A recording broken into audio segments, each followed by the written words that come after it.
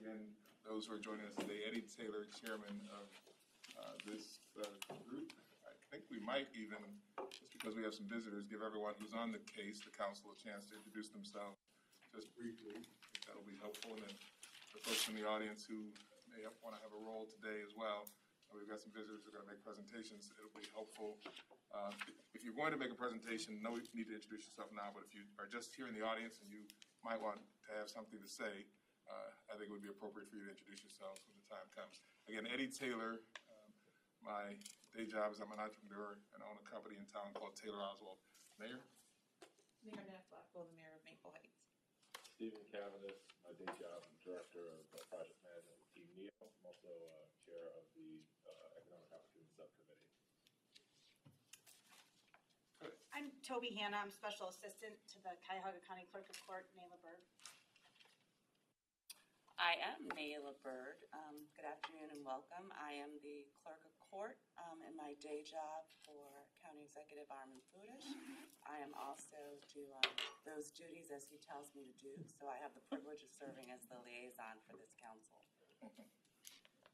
Well done. I'm Armin Budish, County Executive. I am Heidi Gullett. I'm a family and public health physician and chair of the Health and Healthcare Subcommittee for the case. Hello, I'm Habiba Rashid Grimes. I'm CEO of Positive Education Programs. I'm Ken Chalker. I am the retired senior pastor at University Circle United Methodist Church. Victor Ruiz, Executive Director of Esperanza. Yanela Sims, Ohio State Director and Vice President of SEIU Local 1. Lenora Lockett, Director of Department of Equity and Inclusion. Jennifer Fuller, Contract Compliance Officer with Equity and Inclusion. Started Sizemore, Director of Special Projects, Alcohol, Drug Addiction, Mental Health Services Board. I'm Claire Rosser, Chief of Strategic Initiatives with the Adams Board. Great. So we'll get the folks in the audience as well, even if it's sometimes you're asked to introduce yourselves. Go ahead. Me? Mm-hmm. Reed Stefan, I'm with the County Law Department. Tina Marbury, I'm a resident of Maple Heights and a Planning and Zoning Commissioner. Thank you. Eva Marshall, Interim Director of Human Resources. Martha Halco, Interim Co-Director at the Cuyahoga County Board of Health, and here with the wonderful team speaking on for today from Discrimination. Hi, I'm Roger Sykes of the County Board of Health. Now you all know I work for Circle Health Services. One of the speakers today. Lita Wills, Cleveland Department of Public Health. And I'm Monica Berry, the civil manager for the clerk's office. Monica, good afternoon.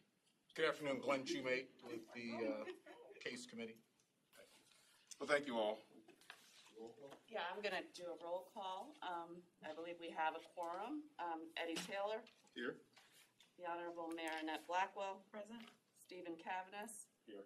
Reverend Kenneth Chalker. Here. Habiba Grimes. Present. Dr. Heidi Gullett. Here. Randell McShepard doesn't appear to be here right now, nor is Marsha Maccabee or Levine Ross. Victor Ruiz. Here. Glenn Shoemate. Here. Yanela Sims. Here. Sheila Wright, she sent me a text message. She's just running a little late. And unfortunately, India Pierce-Lee and Janice Contreras could not make the meeting this afternoon. As you're probably aware, Rabbi Joshua Caruso has formally resigned from the Citizens Advisory Council on Equity. I'd like to publicly thank him for the work he's done and for the impact he left on the Criminal Justice Subcommittee and the Citizens Advisory Council on Equity. And I see Ms. Marsha Maccabee is joining us. Welcome. We're now going to move into our moment of silence and reflection. Black history recognition started in 1926 as a way to celebrate and to recognize the accomplishments and contributions of people of African descent on American history. Yes, we went from a one-week celebration to a one-month celebration, but I submit for consideration today that Black history is also American history. Even as a child, there was something that bothered me about this one-month celebration, but I was taught at home that we celebrate Black history every day. There can be no celebration of America without celebration and recognition of the contributions of people of African descent. We are not a separate add-on. we are an integral part of the success of America. Yes, it is absolutely time to pause and to be thankful for the wonderful gifts we have contributed to this nation. Frederick Douglass, Sojourner Truth, Harriet Tubman, Martin Luther King, Malcolm X, Nikki Giovanni, James Baldwin, W.E.B. Du Bois, Rosa Parks, they each embody perseverance and strength against injustice. What about cultural contributions? Louis Armstrong, Aretha Franklin, Michael Jackson, Whitney Houston, Miles Davis, John Coltrane, James Brown, Tupac Shakur, Beyonce. And in literature, arts, sports, science, and business, there's Maya Angelou, Richard Wright, Langston Hughes, Ta-Nehisi Coates, the women geniuses of Hidden Figures, Countee Cullen, Denzel Washington, James Baldwin, Jackie Robinson, George Washington Carver, Michael Jordan, Muhammad Ali, Dr. Dre, Colin Powell, Barack Obama, John Lewis, Thurgood Marshall, and the Tuskegee Airmen. These individuals represent only a fraction of those that could and should be named. There are countless others who quietly have made irreplaceable contributions and work without name recognition. So all I'm saying is yes, I celebrate Black History Month, but I celebrate the accomplishments of those of African descent every day. I believe what Langston Hughes said. I celebrate because I am the darker brother and sister. I too am America. Let's take a moment to pause and reflect on the contributions of Black people to this country.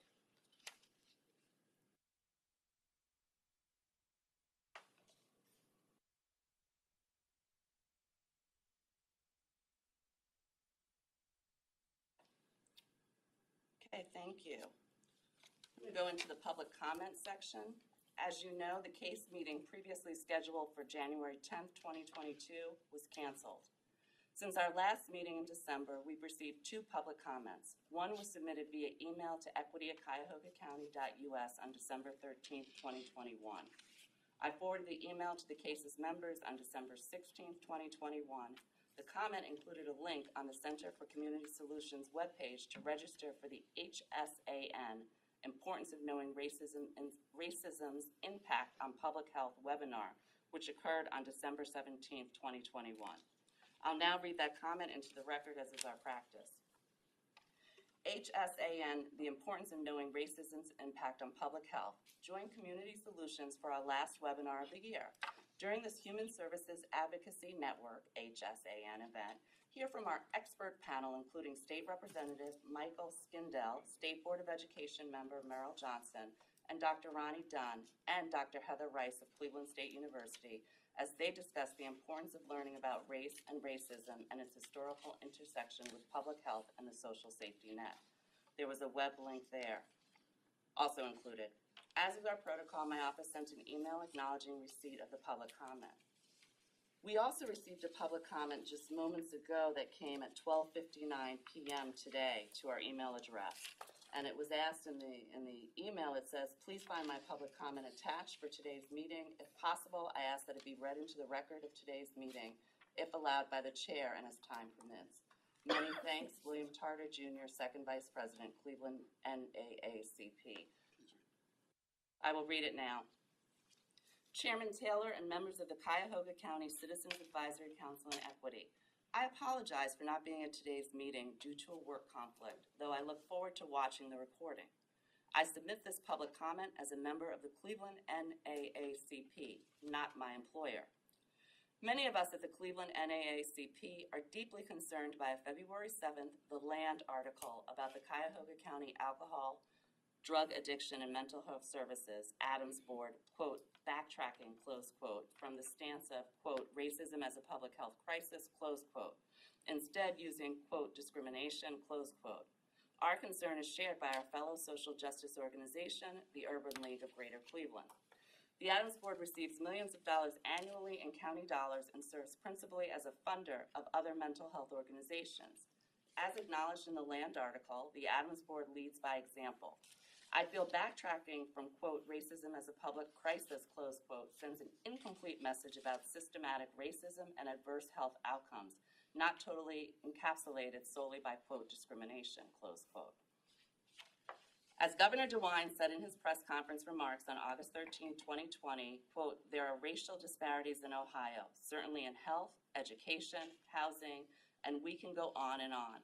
Sadly, in 2020, racism still exists in this country. There are disparities out there caused by racism," close quote, and that's actually footnoted to a YouTube article at the end of the email. By not having a complete picture of the systematic impact of race and policy and how it has impacted community health, it becomes more difficult to address historical decision-making that continues to lead to adverse health outcomes for Black Americans in present day. Additionally, the stance of the Adams Board seems to send a confusing message from that of Cuyahoga County government, which passed a resolution declaring racism as a public health crisis in 2020. Several county cities passed similar resolutions. It is important to try and be on the same page in identifying the problem and clearly communicating that to residents so that we may come together to identify potential solutions that can overcome structural barriers facing Black citizens, as well as support the collective health of all of Cuyahoga County's residents.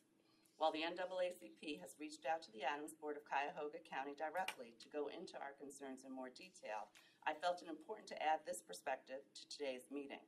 Thank you for the opportunity to submit this public comment and for your service to CASE. William Tarter Jr., Second Vice President, Cleveland NAACP. And as I said at the end of this email is a link to a YouTube that is footnote number 1, a YouTube video. Have we received any additional requests for public comment, Ms. Hannah? We have not. Before we move on, welcome, Mr. McShepard. Good afternoon. I'd ask, because Ms. Maccabee is here, and you were cited as someone who co-authored or was enjoined to this discussion. If you have anything you want to put on record, and then we'll also ask if there are any other public comments and or responses to what you heard today from the CASE group or the reflection that was offered earlier. So I'll start with you, Marcia. Thank you, Mr. Chairman. Absolutely. Where the Urban League stands on this is in support of the approach that's being taken by the NAACP. And the reason being are twofold.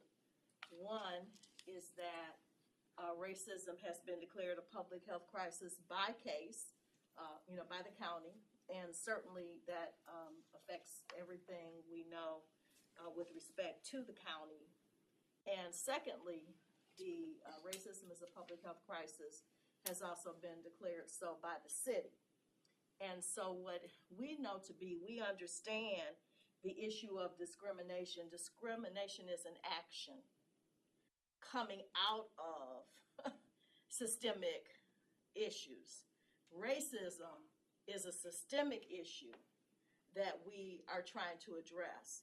And so we don't believe that that racism can be replaced with the word discrimination, because they have two really different realms of action that they're involved with. And so we believe that this is sort of a backpedaling approach, and we are very much wanting to see them not do that.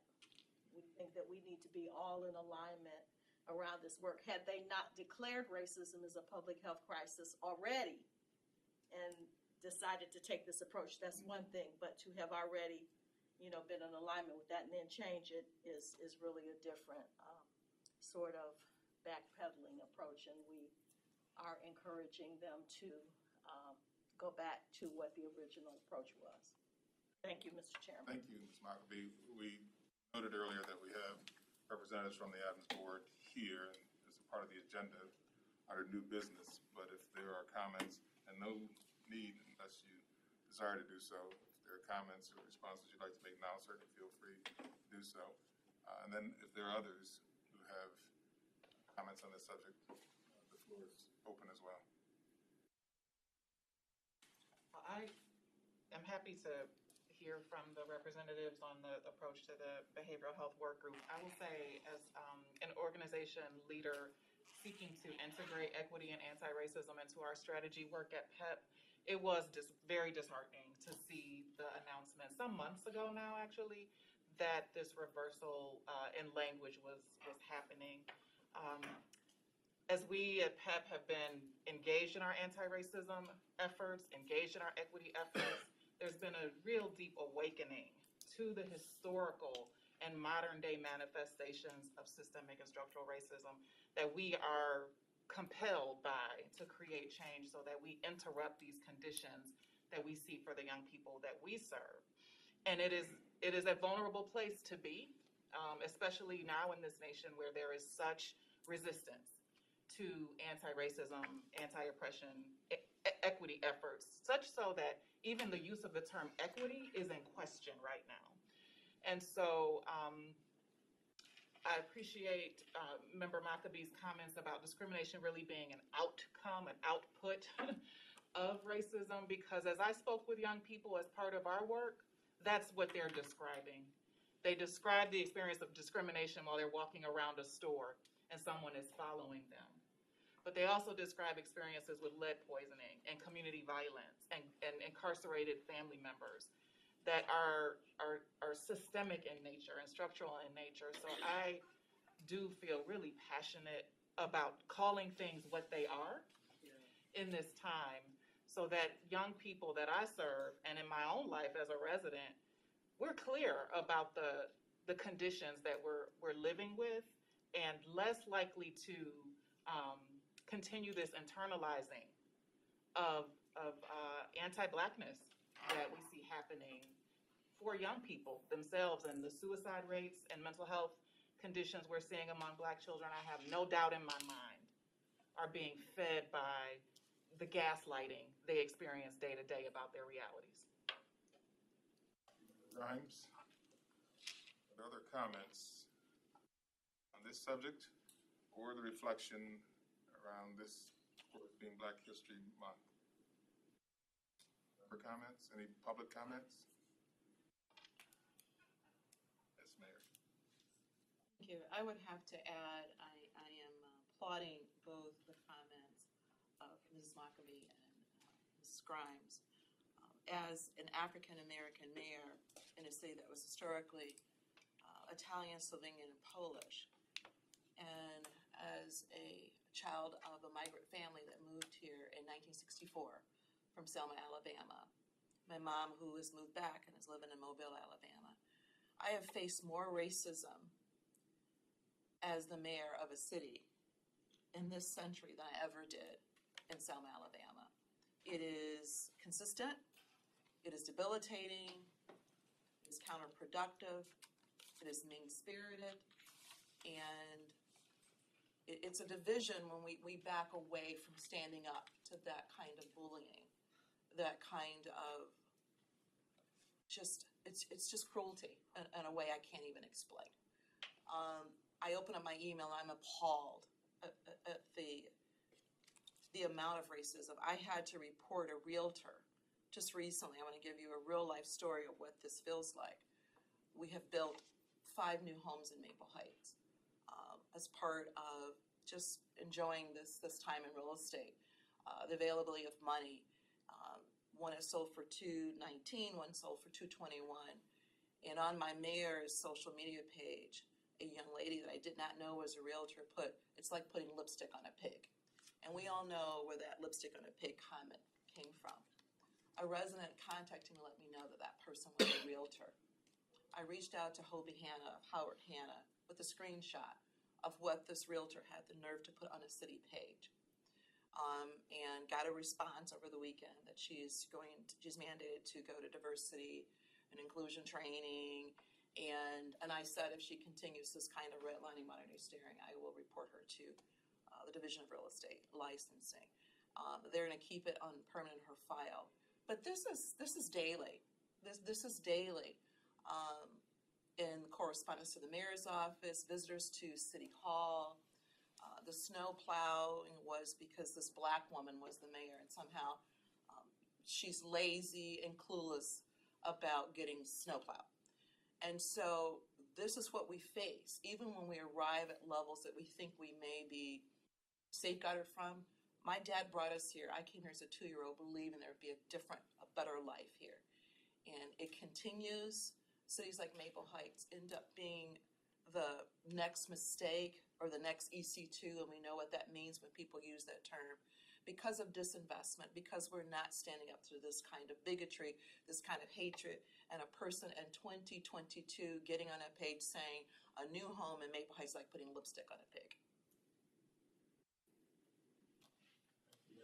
For that stark reminder that in their daily lives, sorts of comments folks feel free to express without their thinking that there'd be any repercussion, because and it's also a reminder that still is pervasive and amongst us. So I'm agreeing that I think the language matters. Calling things what they are is important. So we will talk about this further if you'd like, but I'm in accord with the comments that I've heard here today. I don't know, before we go on, if anyone else would like to make a comment. Okay, thank you. All right. With that, comments from the county executive, please. Okay, well, I'm going to switch subjects, but it doesn't mean we're not interested in the comments that were just made, and doesn't mean that we won't follow up on them either. We have a little bit of influence with the board of Adams board.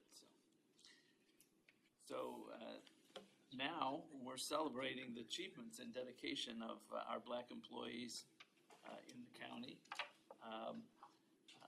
We're creating a video of the 9 Black sororities and fraternities, the Divine Nine.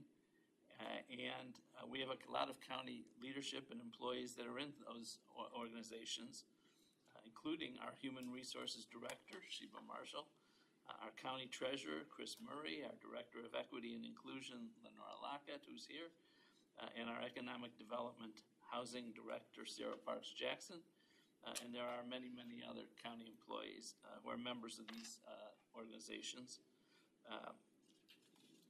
Members of these organizations make a commitment, actually for life, to community service and to positive change for Black people in the community.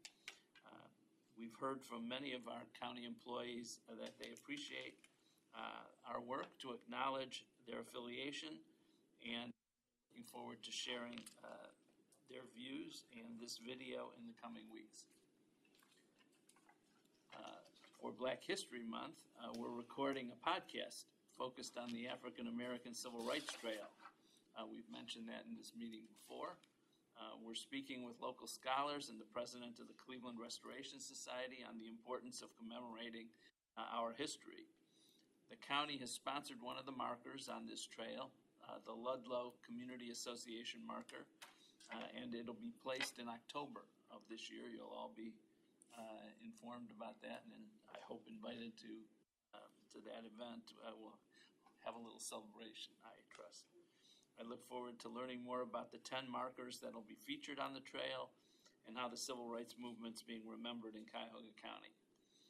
The county is also putting out blog posts and videos around some of the Black leaders, entrepreneurs, and memorable individuals with histories in Cuyahoga County, including George Peak, the first Black settler in Cuyahoga County, Sarah Lucy Bagby Johnson, the last slave prosecuted under the Fugitive Slave Act, and Garrett Morgan, the creator of the stoplight prototype. We're also highlighting the stories of Jane Edna Hunter and Virgil Brown. 2 of our buildings are named after them.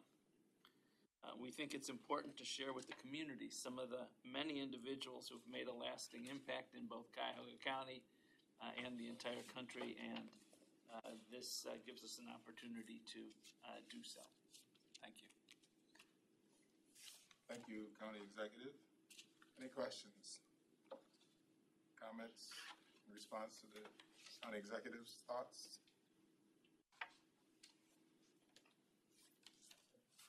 We're going to ask the typical question around where we are with the funding, the federal funding at some point.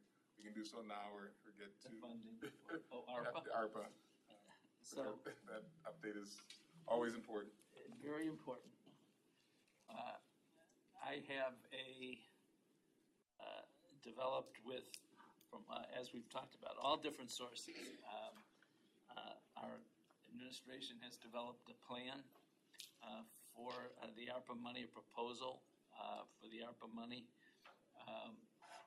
And that came from literally hundreds of comments and suggestions that we received on the website. And we've had meetings with groups like this one and many others to get input on how people feel we could best spend the funds. There are lots of suggestions out there, a lot more than what we have in terms of funding. But we've gone through them and we've developed, as I said, a plan. We are discussing it right now with county council leadership and hope to come up with an agreed plan. If not, we'll move forward with what we feel is appropriate and ask council to support it, and they may or may not. But we're working through it, and hopefully pretty soon we'll be public. Questions around the ARPA funding? Again, we recognize there are lots of details that can't be talked about here today. Just a small point, though, the deployment of those funds, working with county council, plan, agreement, or not, will the funds be planned fully deployed? I'm not sure what the spending formula or time frame, what they are in this case, but just curious around the timing of deployment of those funds. The funds were first made available last year, almost a year ago now. And we have been actively during that year working to develop plans and decide what the best approaches are. Because this is one-time money, so we want to do the best we can with deploying those funds. The funds have to be committed within 4 years of the receipt and spent within 6 years. So there's time, but so there's time legally to spend the funds. And we theoretically don't have to do anything immediately. But having said that, these funds are designed to help people. And that's what our plans are doing. So, whether it's helping people avoid eviction or whether it's getting people trained for workforce for the jobs out there, or whether it's specifics, helping people who are hungry get food. I mean, these are things that you don't want to wait 6 years for. These are things that are needed today. Taking that into consideration, we're trying to get as much of the money out to those sorts of things as possible, as soon as possible. And again, it covers the whole gamut. I mean, you name an area and there's a project that fits into that area. I mean, as I mentioned, eviction protection, it could be workforce, it could be food, it could be affordable housing, it could be, I'm just trying to think of some of there's so many things on our list that we're hoping to put some of the funds towards. It's a limited fund. It's $240 million over that time period. It will run out. It'll run out. Right. But it's still meaningful and... Very meaningful. Keep in mind, the city of Cleveland has 500 and something million, so what we aren't able to do, hopefully the city will be able to do. I have a question. County Executive, I think you previously said that one of the factors was in your not deploying these funds as quickly as you could, where things like the infrastructure bill, obviously guidance on ARPA is important, but in terms of what source you use, that bill was getting passed at the point. I don't know if the Build Back Better not moving forward, but can you talk about, now having further guidance on infrastructure, how that's helped you sort of navigate deployment? Very much, yes. So I should have mentioned that, but you're absolutely right.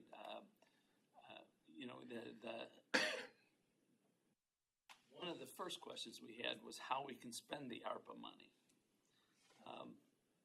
There were a lot of questions under the law that weren't answered very clearly. So we were hoping to get additional guidance because first, we don't want to misspend it, God forbid, and then second, we don't want to spend for something that, again, can be covered by something else. So finally, and I may have the dates wrong, but it was just a couple months ago that the federal government finally came out with its final rule on the ARPA law.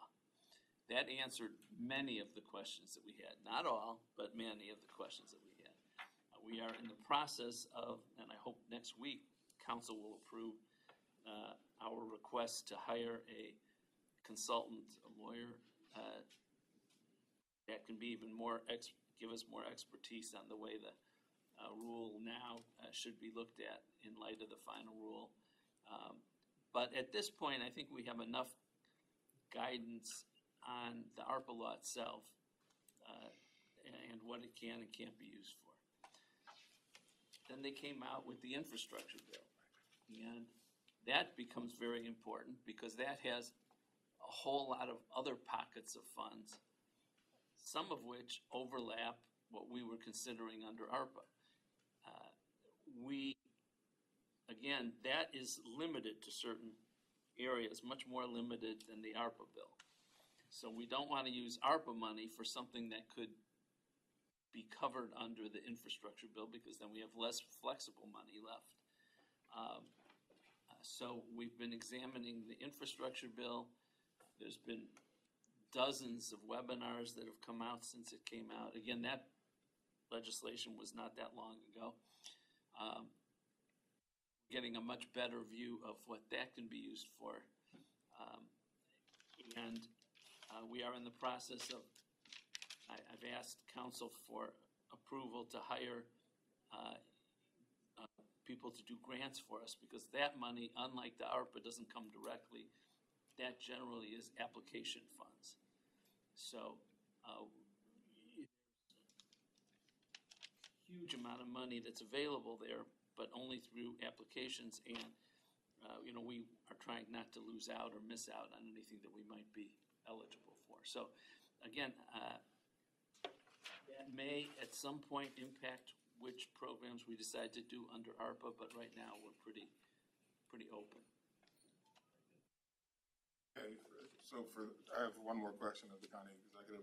So for those listening or watching this stream, this question may sound light because it's going to be sort of packaged as one, but we have time issues and other things. But county executive, can you talk about some of the, we'll call them development/renovations that are happening in the community, from what's happening at the Guardians facility or might be happening soon to what's going on with the Justice Center build to Lakefront, Riverfront, any way to broadly sort of categorize these things in terms of development and where you see A lot of things going on right now, all over the place, and infrastructure is certainly one.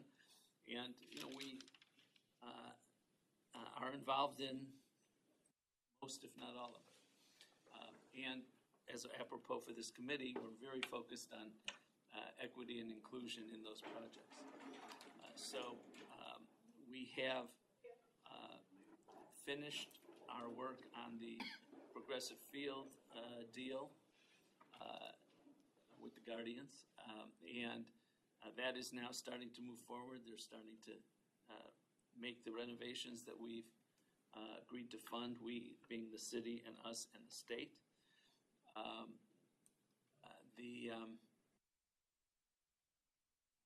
Let's see what else is going on. You mentioned the Justice Center and the jail, I believe. We absolutely need a new jail. The jail that we have is not structurally appropriate for housing prisoners. It really wasn't so good 30 and 40 years ago when it was first built. Today, it's awful. So that is a must. That has to be done. And you can't renovate the old jail. Just the way it's designed, the way it's built, it just can't be done. So that's going to cost the county something like $550 million. And then last week you saw an article or two about the Justice Center, the courts towers, the rest of because the Justice Center is more than the jail. It's the courts, it's the prosecutor's office, it's probation, it's a bunch of other things. There's a lot of ifs on that. That's just starting the planning, and it's really going to be up to the steering committee, which is made up largely of judges and the prosecutor and the other inhabitants of that building, to state what they are willing to do and what they're not willing to do. Costs there range, but I would say a minimum of about $500 million there. So we're looking at huge costs coming up if we do clearly for the jail. And some people have argued we don't have to do a whole lot to the courts. Some have argued that they should come down and we should do new courts. So again, there's a wide range of views, and that hasn't been decided yet or even recommended by the steering committee. Probably saw an article and an editorial about the so-called Medical Mart, now the Global Center for Health Innovation. Global Center right now is basically empty. And for it to sit as it is not the best use of that building. The group called with the acronym CCCFDC, the Convention Center Facilities Development Group, that oversees the Convention Center, the Global Center, and the hotel, has recommended, based on a study that Destination Cleveland did, that the best use of that building is to turn it into meeting rooms in connection with the convention center. The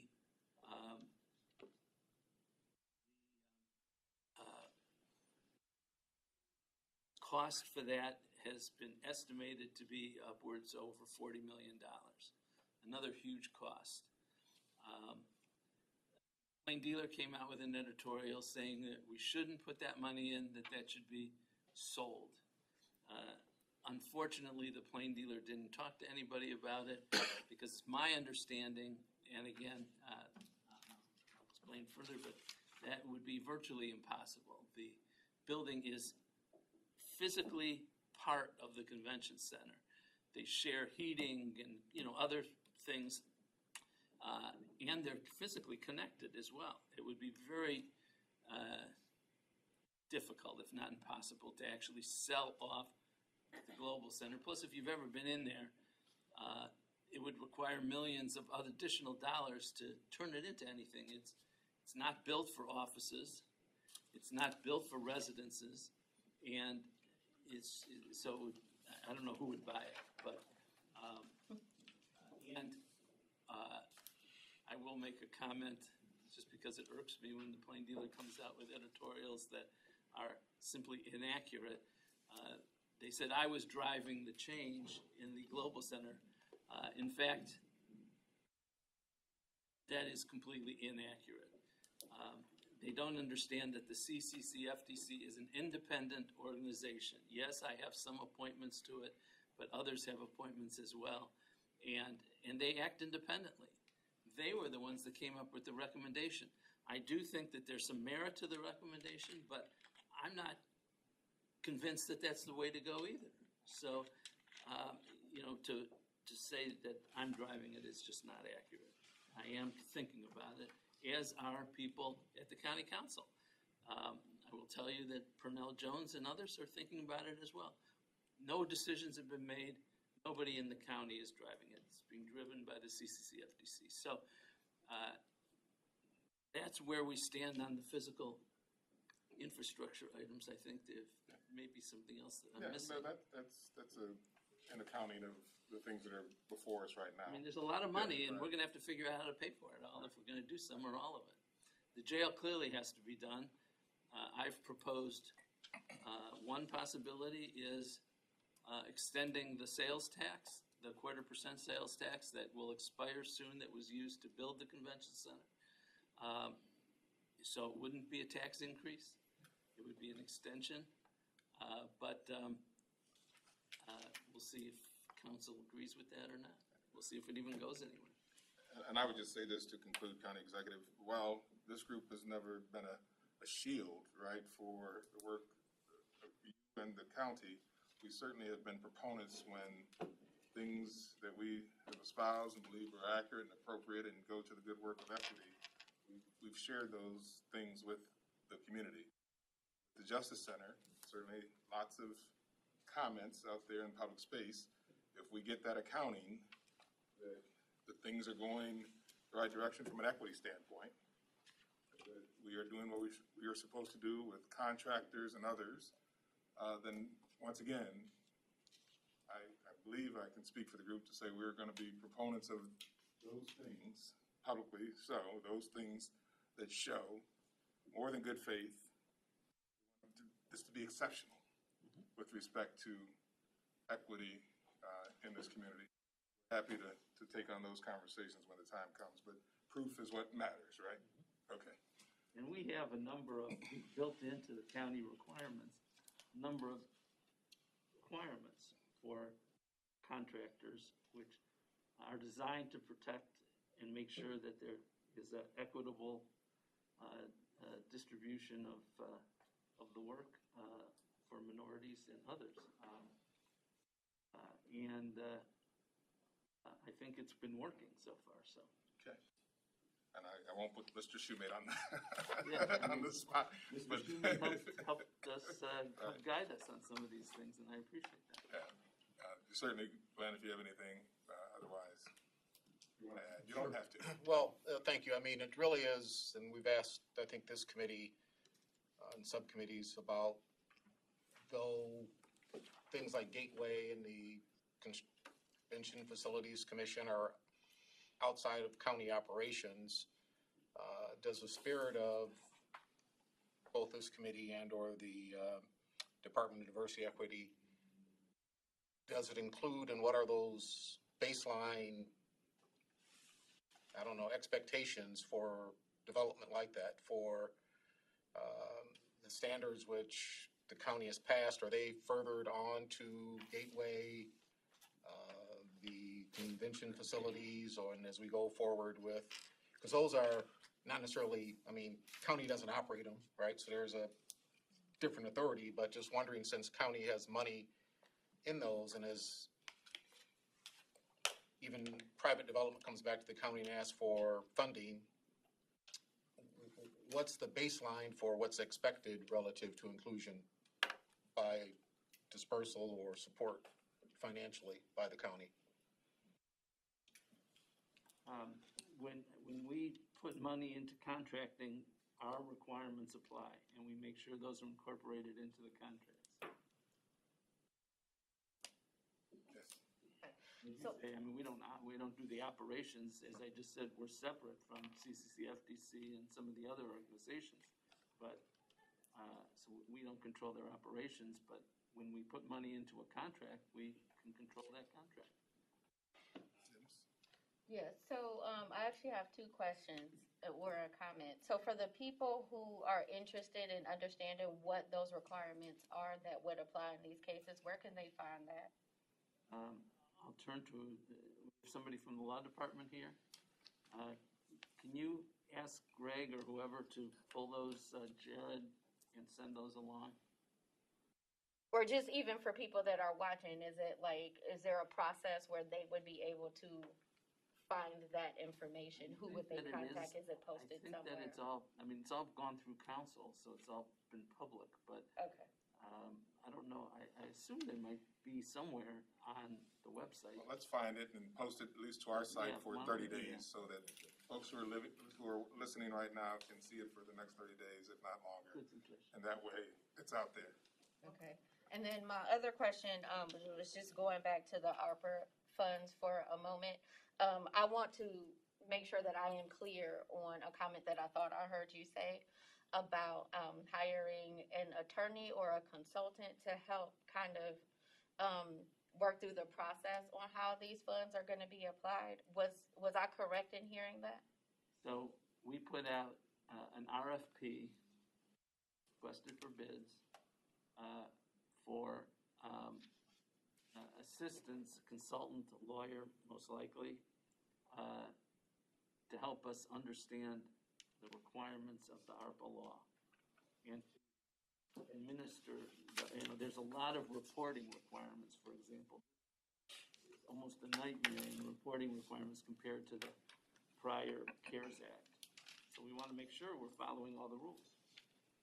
So that's one part, but I think you're going back to the grant person that you're hiring that will apply for funds that are coming out of the infrastructure bill. That's a separate, that is. Yeah, separate. they're two separate things, and I wanted to understand what the role of that, I understand the grant writing piece, that makes total sense to me, and I just wanted clarification. Because my next question was gonna be, if you need some attorney to tell you, or to help you figure out how to use the money, that's where I was like, okay, the recommendations have already been made. That's why I wanted to ask the clarifying question. So you're saying you need legal assistance, or consultation in making sure that you're following the protocol that's been put in place, not necessarily to help determine how those funds are. They're not going to be telling us substantively how to spend the money, if that's what you're asking. It's a protocol thing, just There's- making sure that like all the processes are followed correctly. Okay. Just as an example, there's a provision in there that defines revenue loss. And that becomes important in determining how we can allocate funds as a category. But it's very complicated is the way the law is written as to what constitutes revenue loss. So we would like some expert advice in helping us understand that. Thank you. Okay. Thank you, County Executive. We do have to move on now we have guests and other reports, so we have to move on. If you look at your agenda item 6, message from me, we can skip that, other than to say, I believe this week I'm on a panel with Council President Jones for the Cleveland Metro Bar Association as a part of this work, racism, public health crises, so that's this week. And then in the section, break a leg. Huh? Break a leg. Yeah. Oh, that works. In 7K, we will not have a report from Dr. Hopman today. We will get to him next time, so you can take those off the agenda. All right. New business. So I'm going to move into the approval of the minutes. As you know, the January 2022 case meeting was canceled. Therefore, this is the first public meeting of 2022.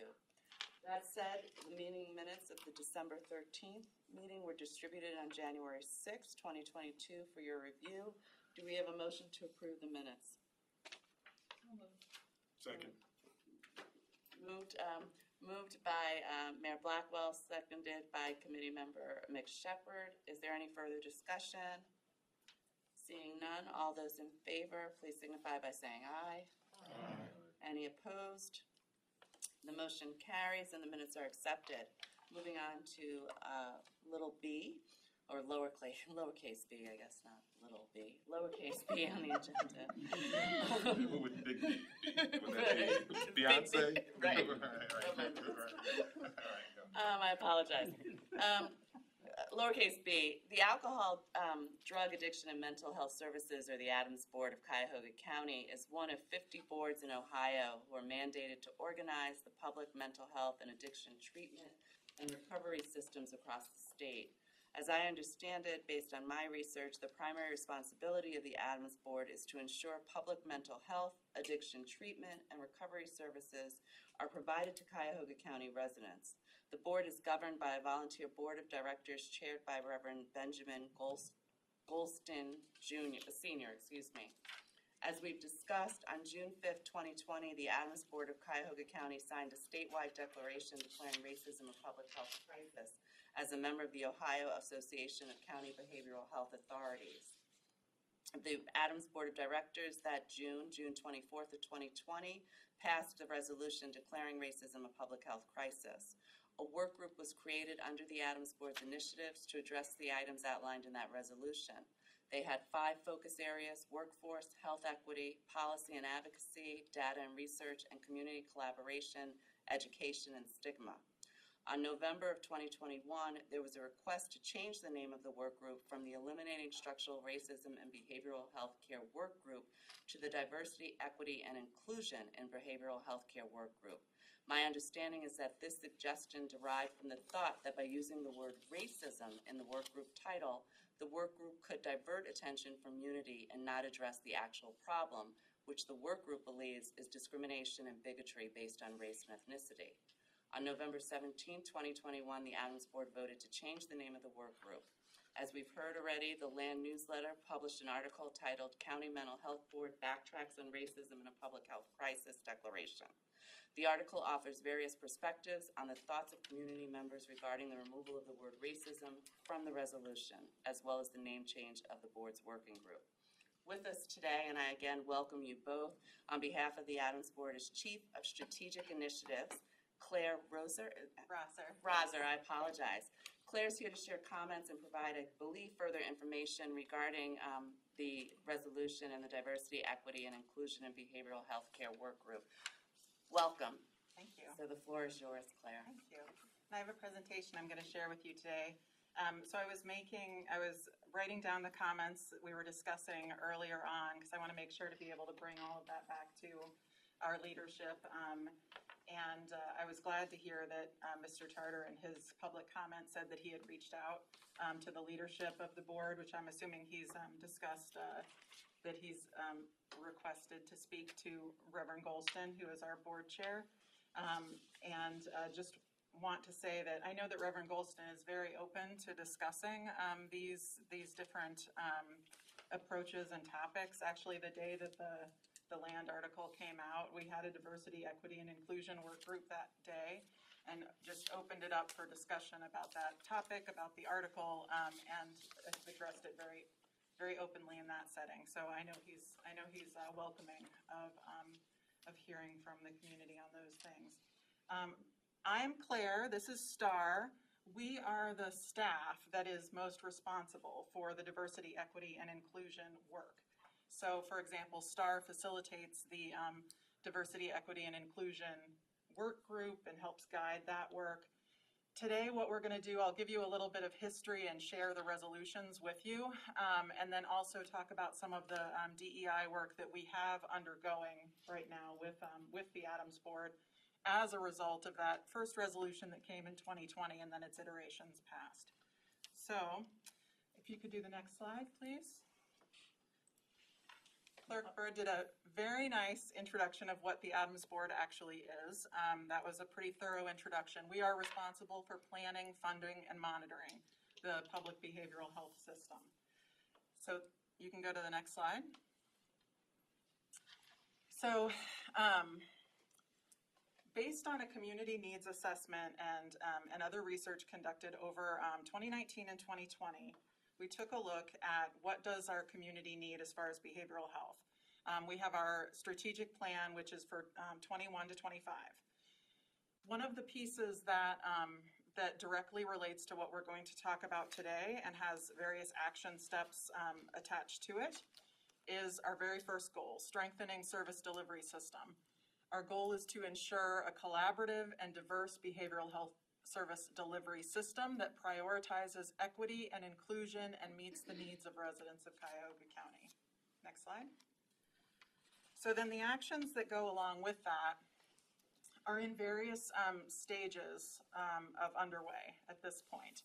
So action 1, identify diversity, equity, and inclusion issues in the community to develop a baseline reference for behavioral health. We're going to tell you about the assessment that we have going on right now among our provider network. We have a network of almost 70 different providers that provide behavioral health, so mental health and addiction services throughout Cuyahoga County.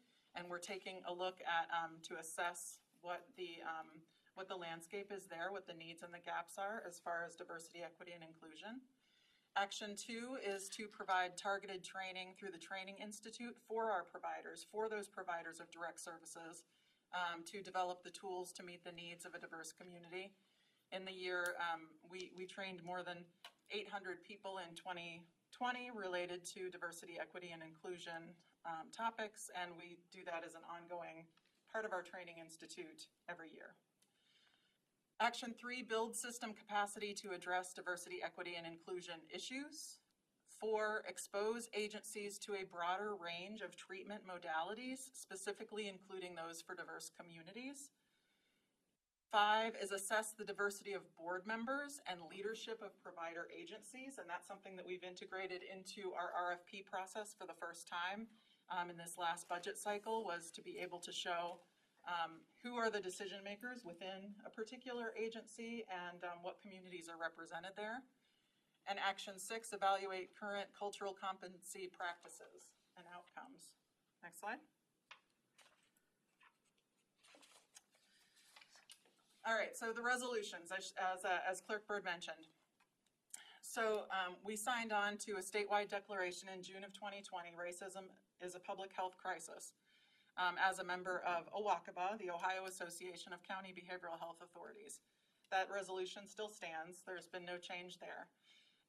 During the same month, we passed a similar resolution, racism is a public health crisis.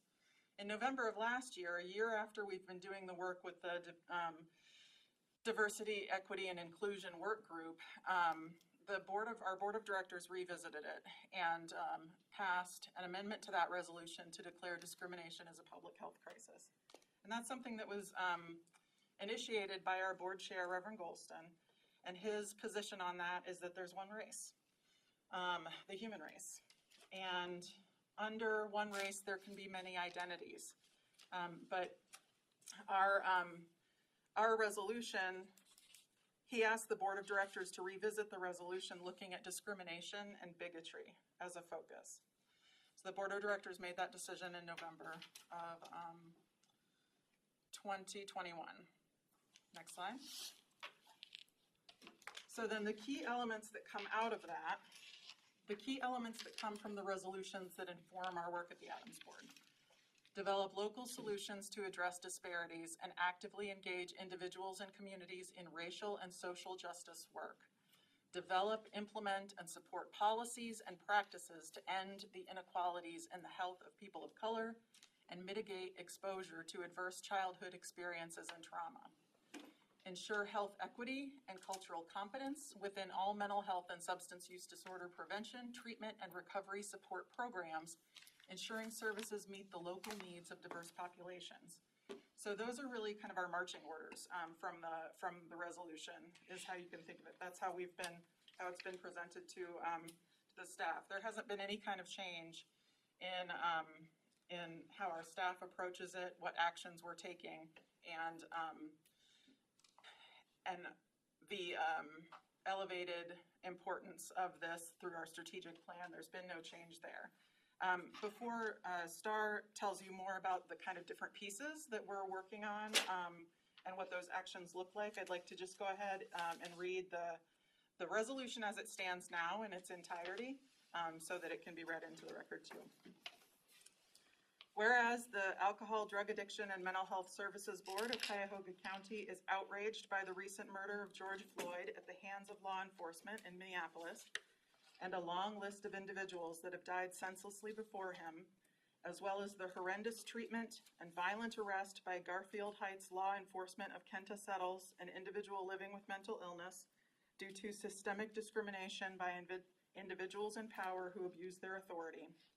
And whereas the Adams Board has seen the direct impact that discrimination has on the behavioral health of the residents of Cuyahoga County and believes that discrimination causes prolonged stress that impacts the physical and mental health of individuals and entire communities, and the longer the stress goes unaddressed and unmanaged, leads to emotional trauma that creates further disparities in health outcomes. And whereas the whole nation, including Cuyahoga County, is in the midst of community stress, both from the COVID-19 pandemic and civil unrest that has arisen in response to discrimination on all levels and continues to add to the trauma often experienced by racial and ethnic population groups as a result of premature deaths, major assaults on culture, and intergenerational lost opportunities. And whereas discrimination is a driving force behind many social determinants of health, causing persistent injustice and influencing many areas of life, such as healthcare, housing, education, employment, and criminal justice. Whereas communities of color, people with economic instability, and individuals who have disabilities are more likely to experience poor health outcomes and higher instances of mental illness and substance use disorders as a direct result of community stress caused by discrimination.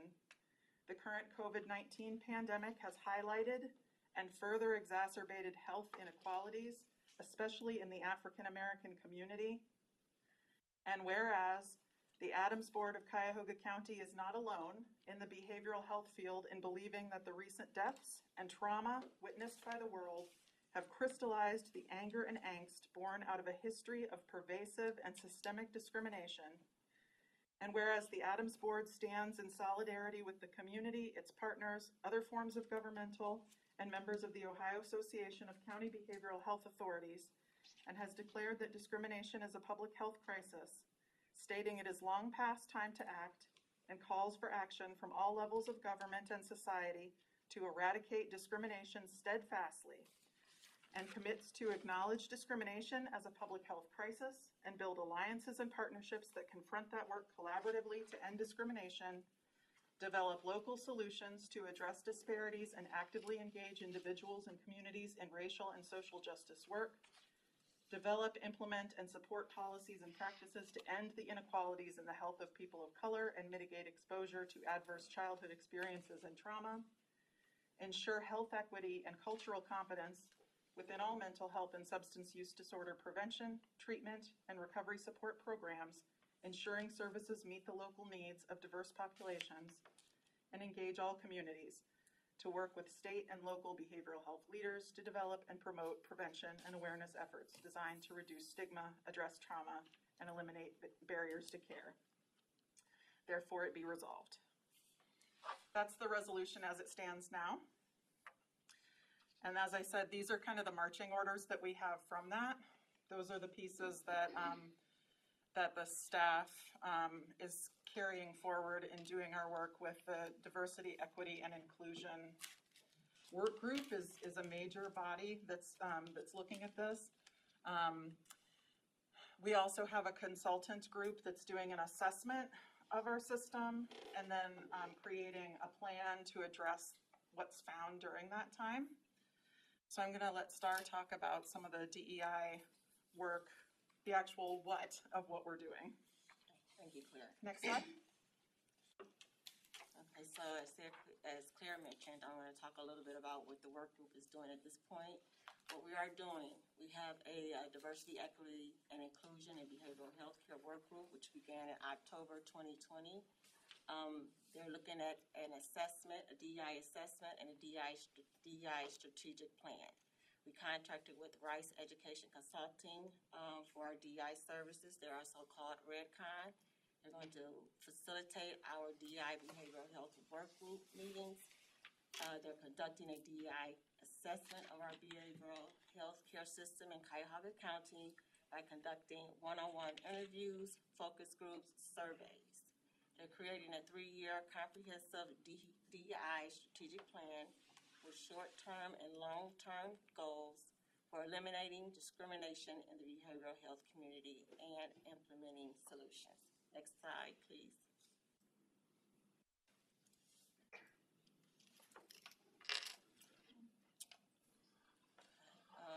What did we learn?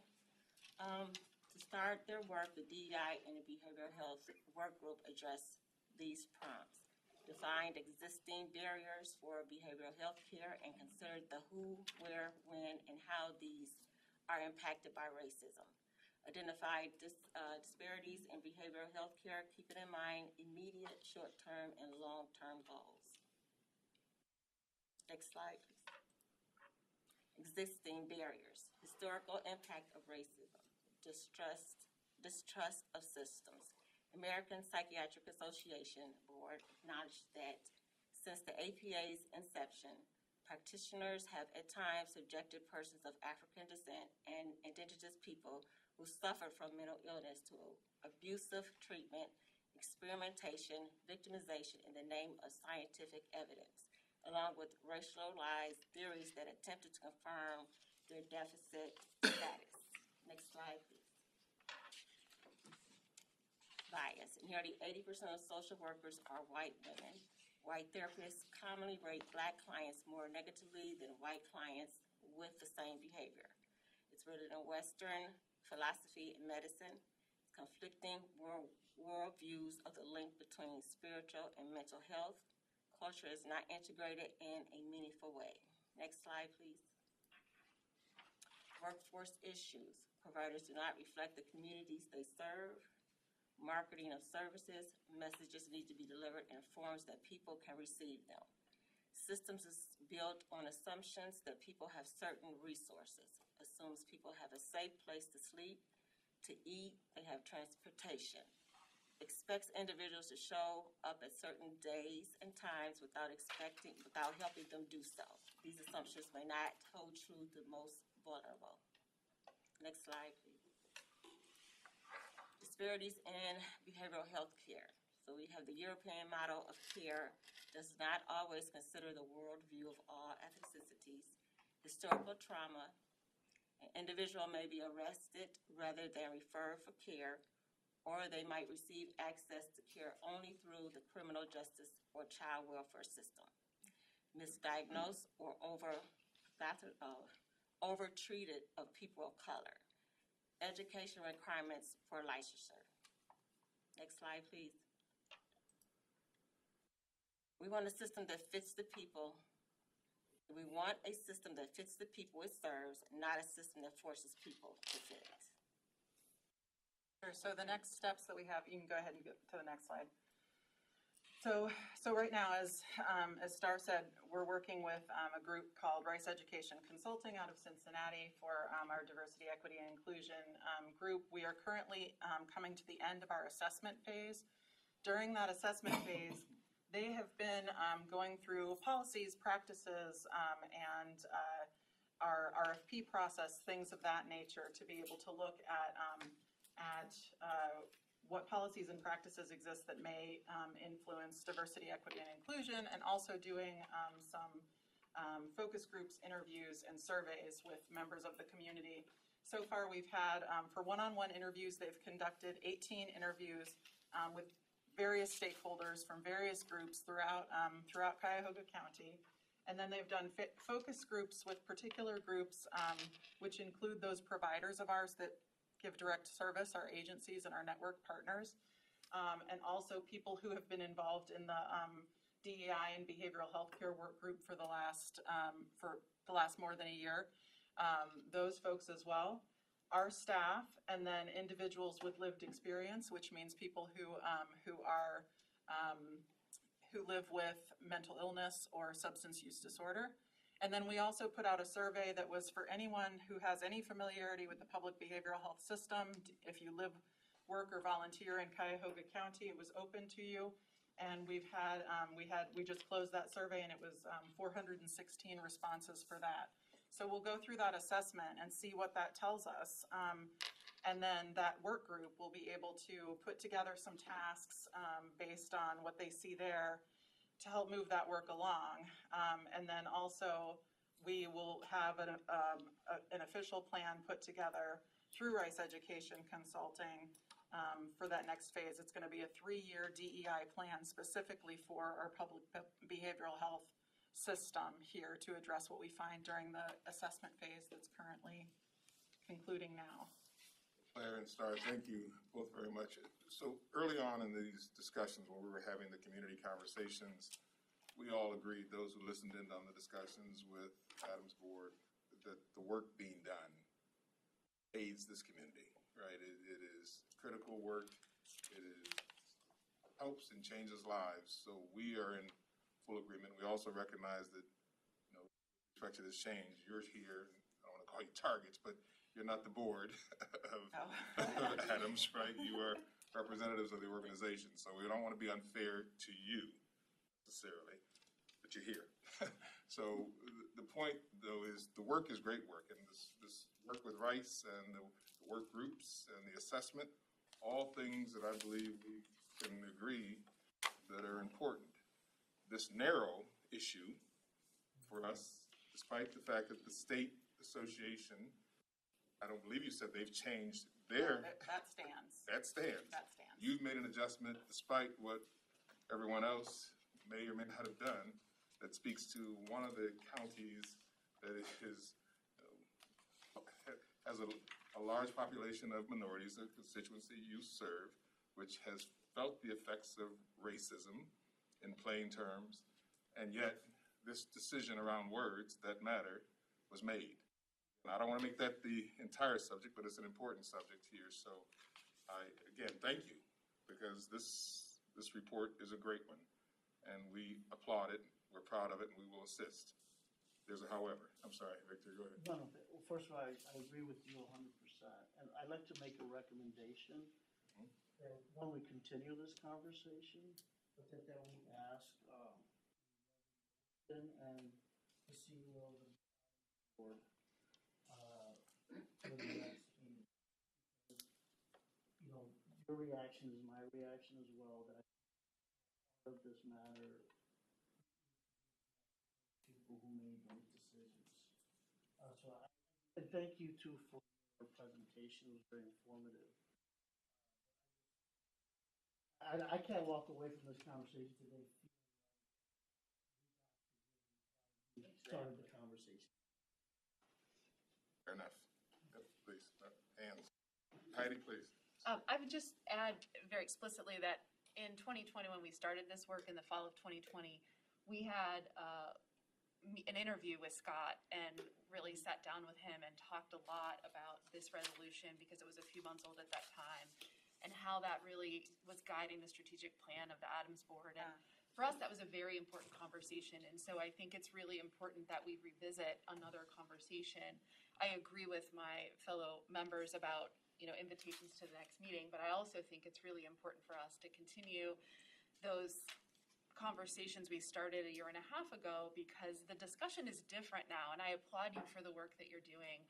I really appreciate your time today, and you're both very passionate, and what you are doing resonates with me as a physician in this community who is in partnership with patients who live with mental illness, and the work that you do impacts the patients I see every single day, and so I'm incredibly grateful for that. But it's critically important that we understand that the systems and structures in this community have embedded racism in them. And we are never going to get to a place in this community where everyone has an opportunity to thrive until we address that systemic and structural barriers. And we can't do that with saying that this is about discrimination, because this is so much more about systems and structures that need to be transformed. And the people most proximal and impacted by the effects of racism are the very people we need to have redesigning the systems in order for them to be equitable. But for me, this step back is not semantic. It's very symbolic, and it really takes us all a step back in transforming the systems into an equitable way. So I know that you are here as the messengers, and I want you to hear my gratitude for the work you do, but I also want you to hear my deep concern as a physician in this community about what this does for not only the people that your contracted agencies serve, but also the larger systems, of which the Adams Board is a really critical system that has embedded racism within it, as do all of our medical community, all of our medical organizations in this community, and many others. So that's just my feeling about how and why this is so important for us. Thank you. Reverend Chalker, I'm sorry. I would like to echo all the wonderful things that have been said so eloquently. just to express too, the hope that if we have this meeting with the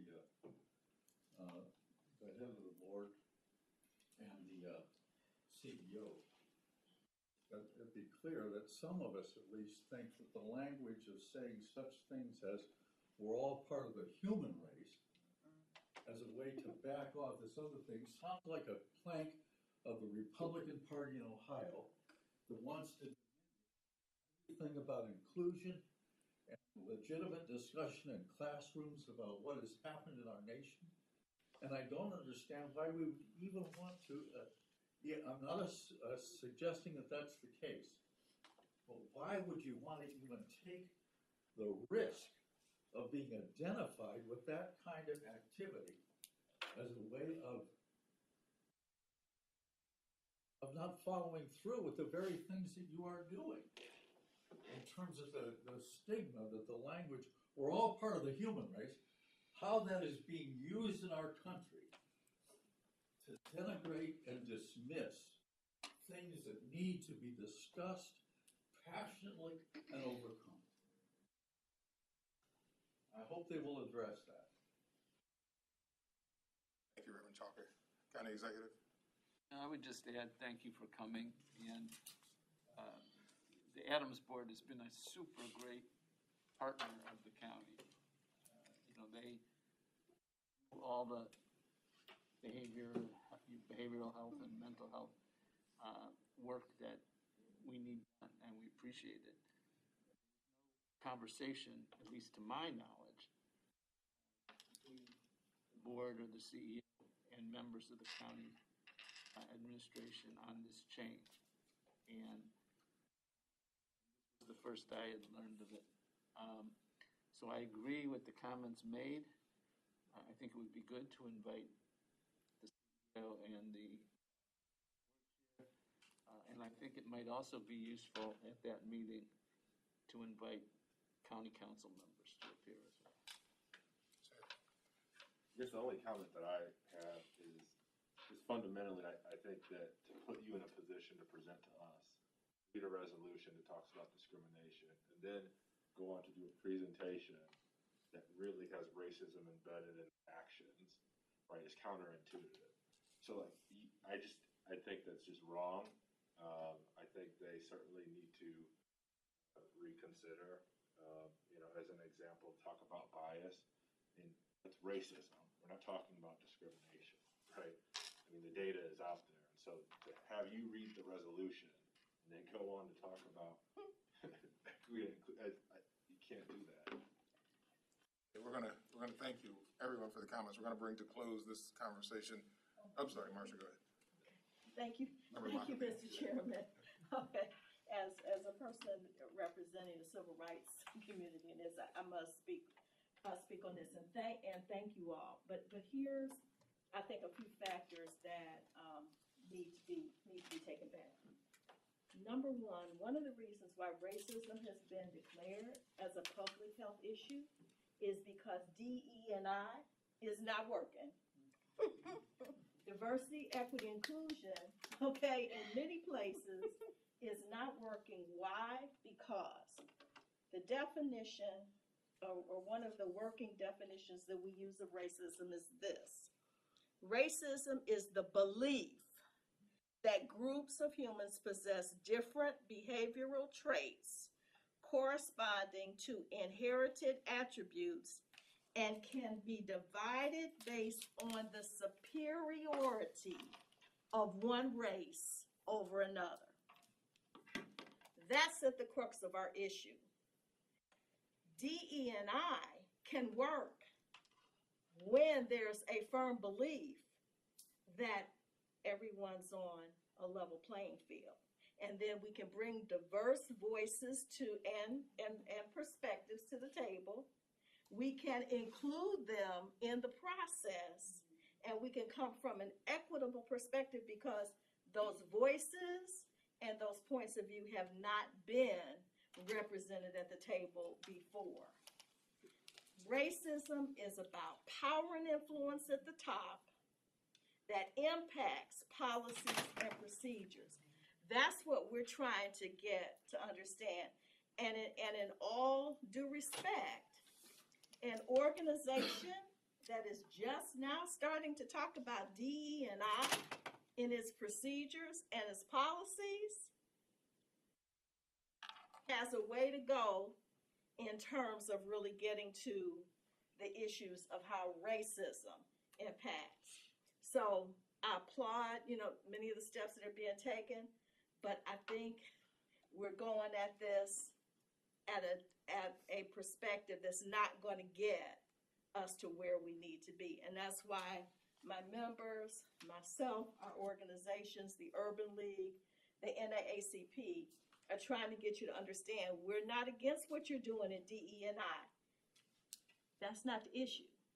It is the issue of the policies and practice that are structural, not only in this system, but in systems across the board, workforce, transportation, housing, everywhere. And if we're going to change that, we have to be on one accord in language and in practice. Thank you for being here today. Thank you, Claire. Thank you, Star. Appreciate your time. We're going to bring this part to a close. We recognize your board is a diverse board. We recognize the intent is the right intent. We also believe at this point this is just a bit misguided in terms of the step back. That's where we stand, I believe, firmly so. So we're going to move on, create some invitations for others, and we will continue this conversation. So thank you both very much. We're going to move on to, I hate to cut you off, Claire, but I have to. We're going to move on to the source of income conversation. Lowercase c, the Cuyahoga County Board of Health has partnered with the Cleveland Department of Public Health to complete a source of income issue brief.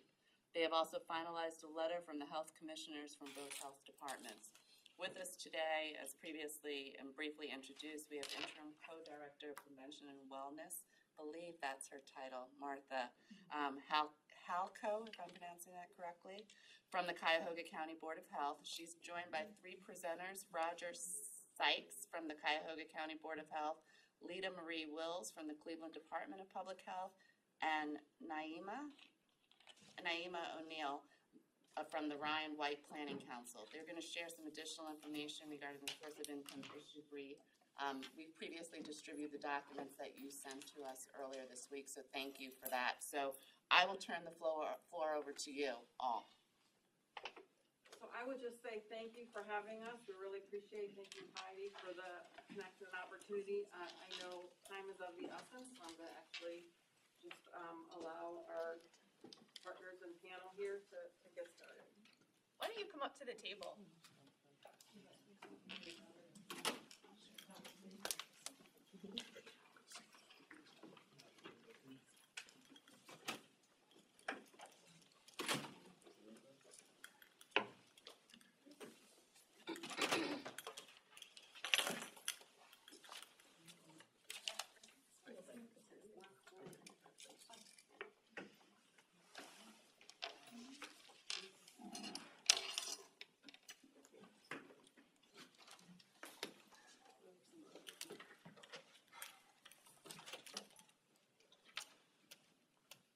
Please. Good afternoon, you all. I'm Roger Sykes. I work at the Cuyahoga County Board of Health. Appreciate you all very much for having us to talk about this today. Let's see. First, I think it was moving to me to see governments in Cuyahoga County declare that racism is a public health crisis. I do think it's, I know we've just been talking about it, haven't we? But I do think it's powerful to name it. To name racism as a crisis because it helps us to put action behind those words. It helps us to put urgency behind those words. And that's in part what we're here to talk about today. How can we put action behind a declaration? I will also say that I'm very happy to be standing in solidarity with our sister Department of Public Health. So the Cuyahoga County Board of Health and the Cleveland Department of Public Health have both come out with a statement that hopefully you all have seen, and I have copies of it. That essentially says housing justice, it's a public health issue, and we stand united in that voice and in that declaration. Specifically, source of income discrimination, which is the practice of landlords in Cuyahoga County denying housing to tenants solely based on their source of income. So if an individual receives a voucher whether that's a Section 8 voucher or the Housing Choice Voucher Program, people on disability benefits, some people living with HIV/AIDS, anyone who receives a public subsidy for housing. Currently, in most places in Cuyahoga County, a landlord can deny that family, that tenant, housing simply because they get a form of public subsidy. So that's in Cuyahoga County, that's about 16,000 families, that use some form of voucher. And we know that can severely limit the neighborhoods in which people can live. It can create housing instability. It can perpetuate segregation. A lot of the neighborhoods where housing voucher recipients are concentrated are the same neighborhoods that were redlined, the same neighborhoods where poverty is extremely concentrated. Furthermore, we know that of the Housing Choice Voucher Program recipients, about 90% of those families are African American families. So anytime there's discrimination based on vouchers, there are racial injustice implications there. Let's see, so in terms of protection, source of income protections, our health departments, we believe that is a public health issue. We believe it's a step in the right direction for racial justice. We think that it can give families more opportunities to live in the neighborhoods that they want to live in. And so again, for both of our public health departments, we're united in saying this is an important issue, it's a racial justice issue, and we would love to see it move forward in Cuyahoga County. With that, Thank you. to my colleagues. I'm Lita Wills. I am the relatively newly installed Commissioner of Health Equity and Social Justice at the Cleveland Department of Public Health. As we get into this conversation, I want you to think for yourselves every day what housing has to do. Your housing has to do with your health, your self-care, your medical care, whether it's your regimen, taking something at the same time every day, the ability to be safe, warm, and dry, the ability to predict your day-to-day routine, and understand that housing is very, very connected to our medical care and our health care. The City of Cleveland is committed to addressing racism as a public health crisis through the establishment of the Office of Health Equity and Social Justice at the Cleveland Department of Public Health. This Office of Health Equity and Social Justice works to establish solutions to health inequities related to the social determinants of health, including but not limited to HIV/AIDS, infant mortality, and mental health and substance abuse, all of which disproportionately affect the lives of Black and brown people. Source of income discrimination furthers the injustices of redlining rooted in blatant racism, harming residents and inhibiting health, access to treatment, care, and safety. Studies show, this is an important part, everything that we know about housing discrimination and the reasons why it is allowed to perpetuate is based in myth. The idea that if you have diverse communities, if your communities are diverse by level of income, education level, by race, by ethnicity, something about people living together will make your property values go down. What it actually does is concentrates poverty in very specific neighborhoods and perpetuates the problems and inequities that come from that. So studies show that diversity in communities actually improves health, wealth, and well-being of everyone.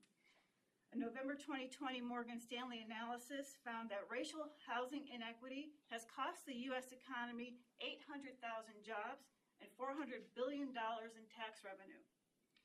The source of income protection would ensure that just housing outcomes, and it would promote healthy communities, and we stand by it. So I guess that I'm going to bring this conversation home and make it a little bit more personal. My name is Naeem O'Neill. I'm a medical social worker. I work at Circle Health Services. I am a mother. I am a grandmother. Actually, I have a 3-week-old grandson that is graced us with his presence. I have been a social worker for 14 years. I work with people who are HIV positive and have AIDS, and I also am a woman who's been living with HIV for 30 years.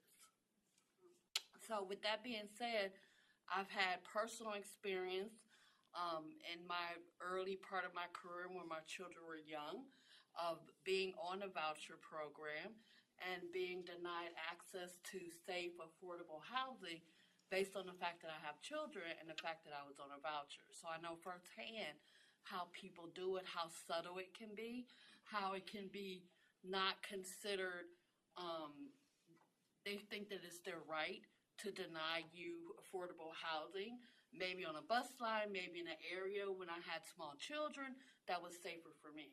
I have clients who are also seeing this occurring to them, and we all know, as she said, that when you don't have a place to lay your head that's safe and affordable for you, why are you worried about taking medication? You can't, because that's not your focus.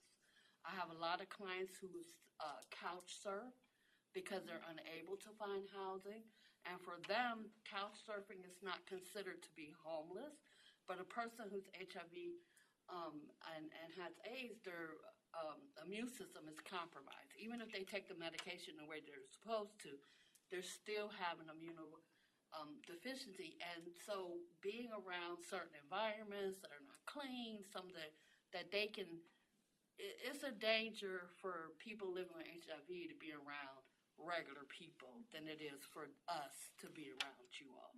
And so all of this should be considered in the work that you do when you talk about making it a little harder for landlords to discriminate against people with vouchers because they have something in their head that may not definitely be true. When you say you have a voucher, they think that it's automatically, oh, you're not clean, you're not this, you're going to let your kids tear up my property. There's a lot of things that go in the mind. So there's education that needs to be done. But I also think that part of it is part of the things that you all have already talked about.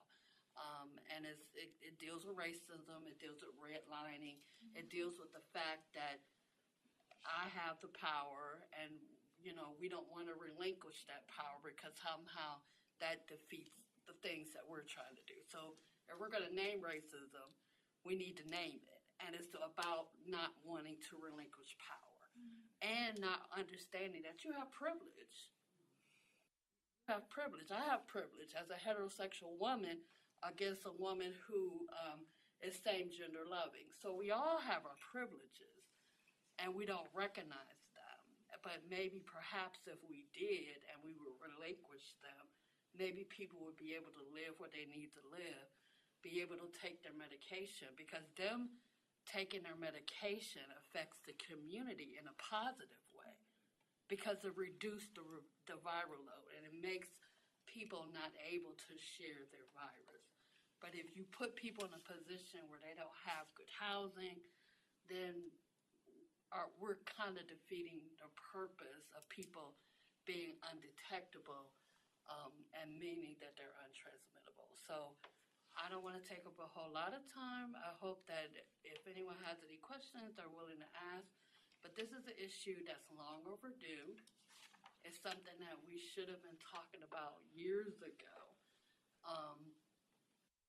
And thank you for your time. Thank you, and we will give Mr. McShepard and Dr. Bell a chance to respond. I know they've both been around this issue. Also recognize there's going to be subtle about a bit of a delay within the county around this issue, which we should talk about at some point. But thank you. You said you'd make it up close and personal. Appreciate you sharing your story, your lived experience with us, and thank you all so very much because this is clearly a topic that should not go away, should be corrected, and you brought fresh light onto the subject for us by being here, so thank you so very much. Heidi or Randy, any thoughts? I would just say, in some ways, you're singing to the choir because we certainly understand. I'm the chair of the subcommittee that's known as the Quality of Life Subcommittee, which includes housing, transportation, safe places to recreate, and food access.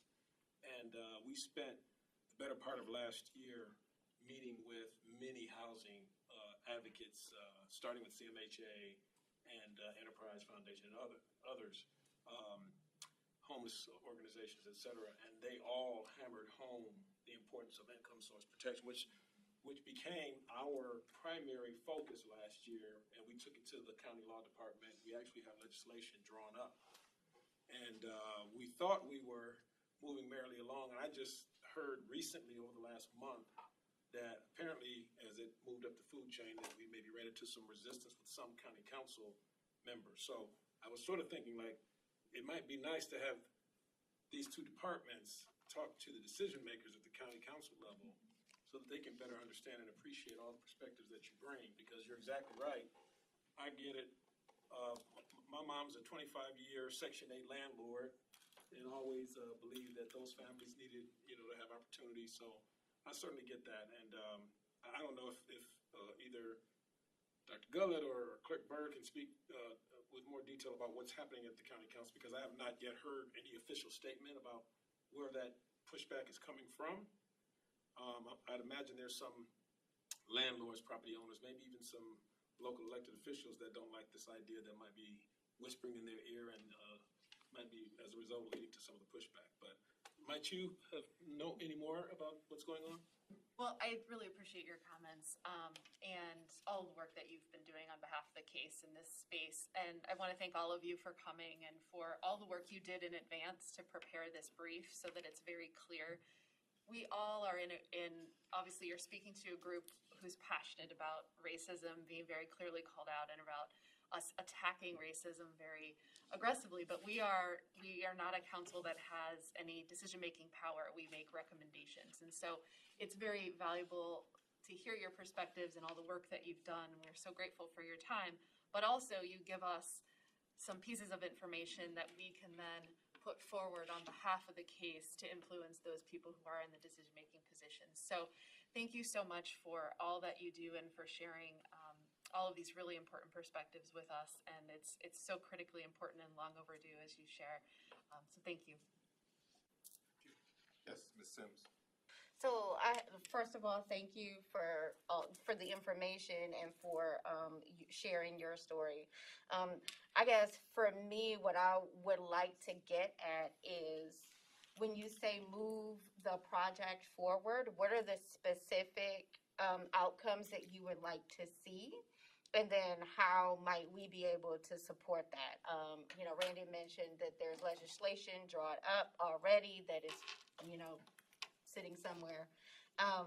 What other actions can we take either as a council or as individual citizens to move to, support you in moving this project along? What is it that you want to see in the end?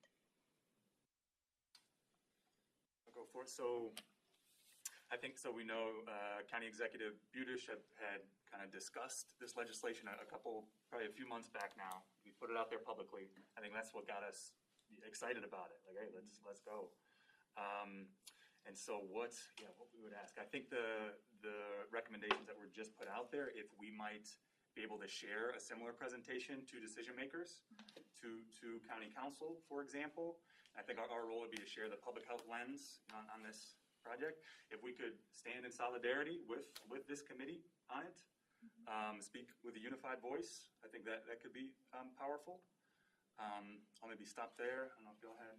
Well, I think that I don't know if you all can recommend that landlords not be able to advertise that they don't take Section 8, that it should be some type of, I don't know if it can be a law or it should be strongly discouraged that they don't be able to put in a newspaper that we don't take Section 8 or we don't take any kind of voucher program. Maybe there needs to be some education with landlords because most of the places where people can afford to rent because of their income and because of their voucher are in food deserts. So it doesn't make too much sense to live there because then you have to travel outside of where you live to get food. And so the places where people want to live that have ample, that are not food deserts, that are access to maybe a park or areas like that, are kind of off limits to them because they have a voucher. Without even knowing anything about that individual, the fact that they say that they have a voucher automatically is a red flag for people who are offering housing. So I don't know what you all could do, but I know that everybody has a stake in this. When we have a healthy community, the whole community is healthy. If you have one individual or several individuals that cannot be healthy based on their circumstances, based on their housing, based on being able to not take their medication, based on their mental health, then that means that the community is not healthy. So if we want to end HIV in our time, then we need to get everyone tested, and that's a whole nother conversation. But in terms of housing, we need to get people on board and be able to lay their head down, be able to have a safe place to lay, be able to have food, be able to take their medication, because it benefits the whole community. You say that everyone has a stake in it. We agree. It's an important statement as we bring to close this conversation. Can I just Because add it is one? true that we all have a stake. I'm allowed for one more comment. Mayor? I think for what you can do, our building departments and our various cities need education to be able to address that, and to what you spoke to Dr. Gullet about elected officials possibly being in their ear. There are some mayors that don't want vouchers in their communities. So there is the Cuyahoga mayors and city managers. We meet, I think it's the third Thursday of every month. Lisa Barno is our chair. I think it's appropriate. And there's a diverse, out of the 59 communities, about 50 of us show up at every meeting. I think it's appropriate to somehow facilitate as chair, reaching out and getting, perhaps suggesting to the chair to have this group make a presentation at that meeting for mayors to consider, and then leave us with some information when we meet with our building departments and building officials to kind of maybe look for that kind of language, or someone coming to our building department and saying, hey, I thought I had this place and then all of a sudden it changed. How do we know how to help? So I think that's to Ms. Sims' point of something that we can do as elected officials. That's a great suggestion as we bring this part of the conversation to a close, right? It's an important thing to know. I guess a bunch of us know Lisa Barno, so we should reach out to her soon. We can make it a part of the record, see how we might best engage her. Thank you all so very much for your time. We do appreciate it. Enjoy the balance of your week, all of you. Okay, we're going to move on quickly to Sheba. So I'm going to sort of cut these comments a little short just because of time, the introductory remarks, but you all probably recall that we've been talking for a while about the tuition reimbursement plan that the county has entered into or agreed to. We put out an RFP, a couple of folks responded. We ultimately went with the selected vendor, which is Tri-C. Yeah, three. We have three. Yeah. So I am just going to turn it over Okay. to we have our interim chief of human resources. She's a Delta, as Armin mentioned, and I know that because she's a friend, so she is a Delta. And we'll turn it over to her to give the update on the tuition reimbursement program. And I'll make this really brief. I know you have a lot to do. So I'm excited about this program. It's going to be a tuition reimbursement program. As Clerk Bird said, we did send out an RFP. We got back responses from 3 universities and colleges, and they've agreed to accept in some shape, form, or fashion a reduced amount for their tuition so that our employees can take classes, work towards a degree program. Very personal to me at the Federal Reserve Bank. I got my undergraduate degree on their tuition reimbursement program. And at Kent State, I got my master's degree on their tuition waiver program. So I'm very excited about this. I'm already thinking about how I'm going to communicate it, get it out to our workforce, and then give some education around how to use this program. What's coming up this week and next week is conversations with all 3 schools to solidify what they intend to offer as a reduction in rates or some program that allows the rates to be reduced so that the county, which now currently has about $1.2 million set aside for the program, can get the biggest bang out of the buck for the program. So as many as employees can attend. It has to be related to work. But, that could be anything because it could be related to where you are now or where you want to go. And we'll have our supervisors and managers and directors help us with that. So that's where we are. I'll meet with those 3 directors from those 3 universities, Tri-C, Bowen-Wallace, and Cleveland State, to talk about their programs, what they have to offer, and what rates they want to talk about. And once I've done with that, I'll bring that policy back, have some review on the policy and how we can implement it.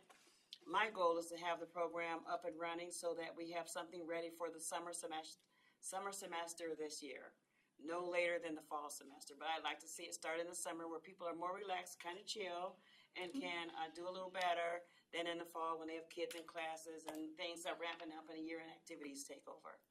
So that's my spiel. The design sounds great, and I love the spectrum, Tri-C, BW, Cleveland State, the spectrum of educational opportunities. So this is certainly something we should all be proud of. $1.2 million in the coffers right now to spend. Hopefully you use it all, right? That's what I'm hoping for. I hope to communicate it in such a way that employees will want to take something that will help them in their career. Accounting 101 if you're in finance, or HR management, something that will spur them on to want to do something more. And of course it addresses diversity, equity, and inclusion, in that the goal is to have someone have an opportunity where they may not have to ask for promotion or ask for a job move or something that moves them up. I moved in my organizations both through my degrees and my ability to take some extra classes and things like that. So. Thank you. How about the diversity statement for the county? So the diversity statement, I've not developed one yet because I still like the one in our handbook. And if you will indulge me just for a second to read it. Commitment to diversity and inclusion. The county is committed to fostering a diverse and inclusive workforce, which includes building an environment that respects the individual, promotes innovation, and offers opportunities for all employees to develop to their full potential. A diverse workforce helps the county realize its full potential. The county benefits from creativity and innovation that results when people who have different experiences, perspectives, and cultural backgrounds work together. So I like this one. I know we need one more specific to human resources, but until we get one that sort of embodies what I'm trying to do and HR is trying to do, I'm relying on this to sort of guide me a little bit. Do you know the date of construction for that statement? I don't, but I can find out. Yeah, just curious how long it's been in existence, right? As we all heard earlier, right, it's important to have those words, but the needle, right? How has it moved since that statement has been in place? Okay, all right, great. Anything else? No, just to say that I grew up right here on 38th and Central. And so I am proud of what my education has been allowed me to do. So I'm excited to see what it'll do for someone else. I know you've been busy. Thank you. I'm sorry, one question. No, I was just, certainly she should hear this, but it was more of a statement. I just wonder, as I reflect on all the statements that governments, businesses, and a myriad of organizations have made, going back to George Floyd, everyone had a statement that they wanted to make. I just wonder if there might be a way to weave in some accountability measures as a part of the statement, so that instead of organizations saying we believe and offering a lot of flowery language, sort of challenging themselves. What are you going to do? And therefore, we will do X, Y, Z. Let's call it. Right? Just because I think otherwise you have beautifully written statements, but 5 years later, nothing really has changed. Perfect. And I think we have to change our mindset around what are we doing about this stuff versus what are we saying. Statements are fine, but they have to be backed up with something that is measurable. Perfect. Thank you. I'm gonna go very quickly. Our chair is gonna go super quick, so I'm gonna. You're done. Right. That's quick. Director Lockett has been waiting patiently, another member of another Delta sister here, and she is gonna talk about, Take it over. right there. Lenora, I'd ask you, I have you on the agenda to talk about sort of the diversity, equity, and inclusion training. As you know, and Lenora will underscore, you all as case members are invited to attend that focus group. Member Shoemate, I thank you for your willingness and to attend, but she has put aside spaces for your attendance at that. I'm attending obviously as well. Also, if you would give a quick update on your department and on the Equity Commission. And I did circulate the latest Equity Commission report to the members, so they all have that. I apologize for pushing you all together, but. That works great. Thank you. Happy New Year. Thank you for the opportunity to give an update. I'll be brief. I know we've had a very invigorating meeting. So first I'll go with the diversity, equity, and inclusion training on January 10th of this year. The Board of Control for Cuyahoga County did approve a contract with Tri-C for those services. It became in effect on February 1st. We're rolling with the first phase, which is, as Nayla Clark-Bird mentioned, was the first part is the stakeholders analysis. That includes 5 focus groups that are meeting one time. Each focus group includes up to 10 people. We reserve spaces for, obviously, cases of critical stakeholder to have a participation. Mr. Glenn Shoemate has agreed to participate. There's other spaces available. That's going to, the point of the stakeholder analysis is for those focus groups to gather information so that they can customize and tailor the training to meet specific DEI needs for Cuyahoga County. Those focus groups are occurring between March 3rd is the first one. The next set is March 15th and March 16th. Both of those dates have a morning and afternoon session. And from those sessions, they're going to do a report and summary and come up with and tailor the training. The first group that will be trained will be the managers. That should take place in May, June. And then that'll be followed with training for the staff. And again, these are both managers and staff that are under the authority of the county executive. So that's about 4,500 employees. The staff training should occur between June and November. And again, these are the preliminary dates. There may be some sliding based on how we develop a plan that's more customized to our staff. And that's mainly dealing with the shortage that all companies are dealing with. So when you have significant training, you have to look into operations and management of those and making sure that there's coverage. And also we have a significant portion of county employees that do not have direct access to laptops and county laptops and computers.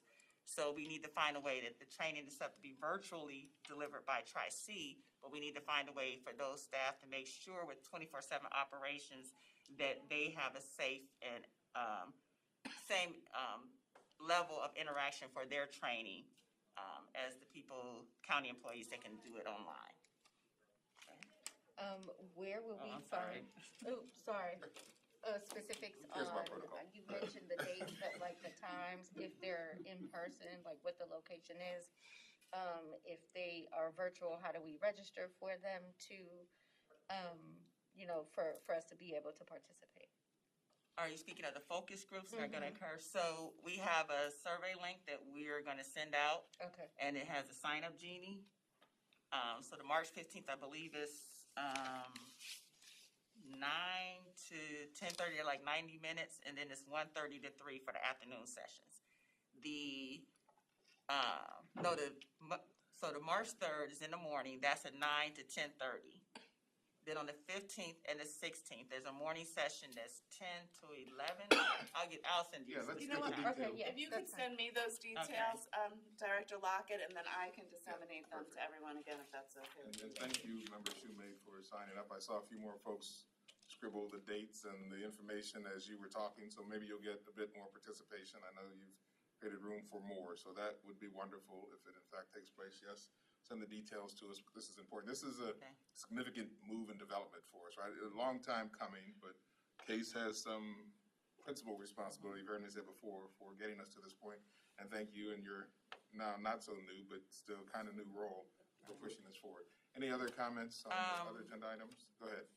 Well, I just wanted to quickly go over the other two, Department of Equity and Inclusion. So obviously we're working with HR and obviously Clerk Bird as far as the development of the plan and the actual implementation of that training. We also have the several projects that were detailed in the equity report. The Equity Zone project that touches on the redlining and looking at actually using our selection process for our 50/50 programs, for our CDBG programs, to focus on prioritizing investments in those areas. We have development and implementation of an equity scorecard and employment assessment. So these are the tasks that we're working on. We're a mighty group of 9 budgeted, but we have 8, somebody left. So that's just part of the county operations. But I did want to introduce one of the requests was for one of our new staff to come. I have Jennifer Wilson. She's one of the contract compliance officers that joined our team in July. And I don't know if we want to wait to the end. So folks, I'm going to ask you for 10 additional minutes. Can we do that and try to get through? Okay, please, go ahead. I'll be quick. My background is in investigations and social work. I started off with an agency that was for profit, working with low-income families, get assistance with medical and food assistance. Then I moved through child support and Medicare fraud, food assistance fraud. I came into equity and inclusion because I like that they talked about investigations, making sure that vendors are doing what they're supposed to do, filling out their applications right. When they apply for bids, that they're actually doing what they're applying for. And working with Lenore and our team, I've got a lot of training. I've been to conferences, and we just went to ACCA, that was in Texas, and they have training in Arizona and North Carolina coming up. But I've learned so much, and I've grown professionally just in the short amount of months that I've been here, and I'm very excited to just continue to be a part of this team. Welcome. That's great. Yep, that is right. Welcome. Thank you very much.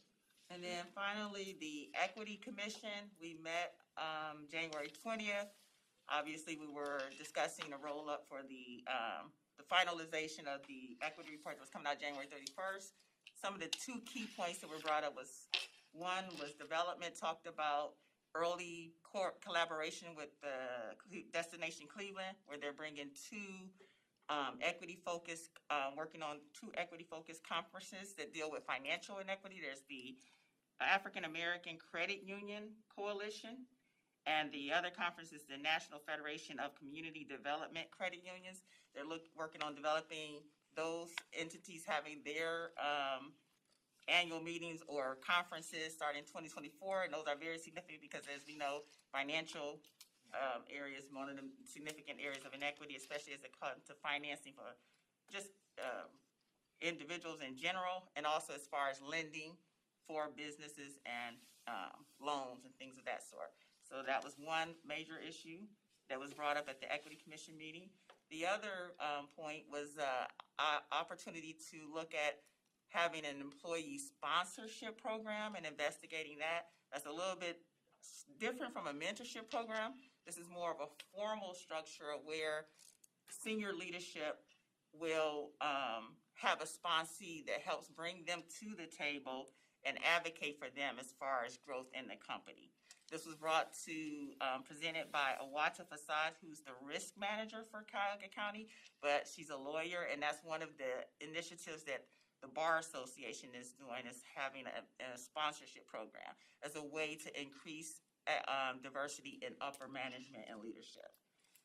That was referred by the Equity Commission to our working group, and we're looking at how it would be applicable with the county and how to use that structure as a possible way to, again, increase diversity among our leadership.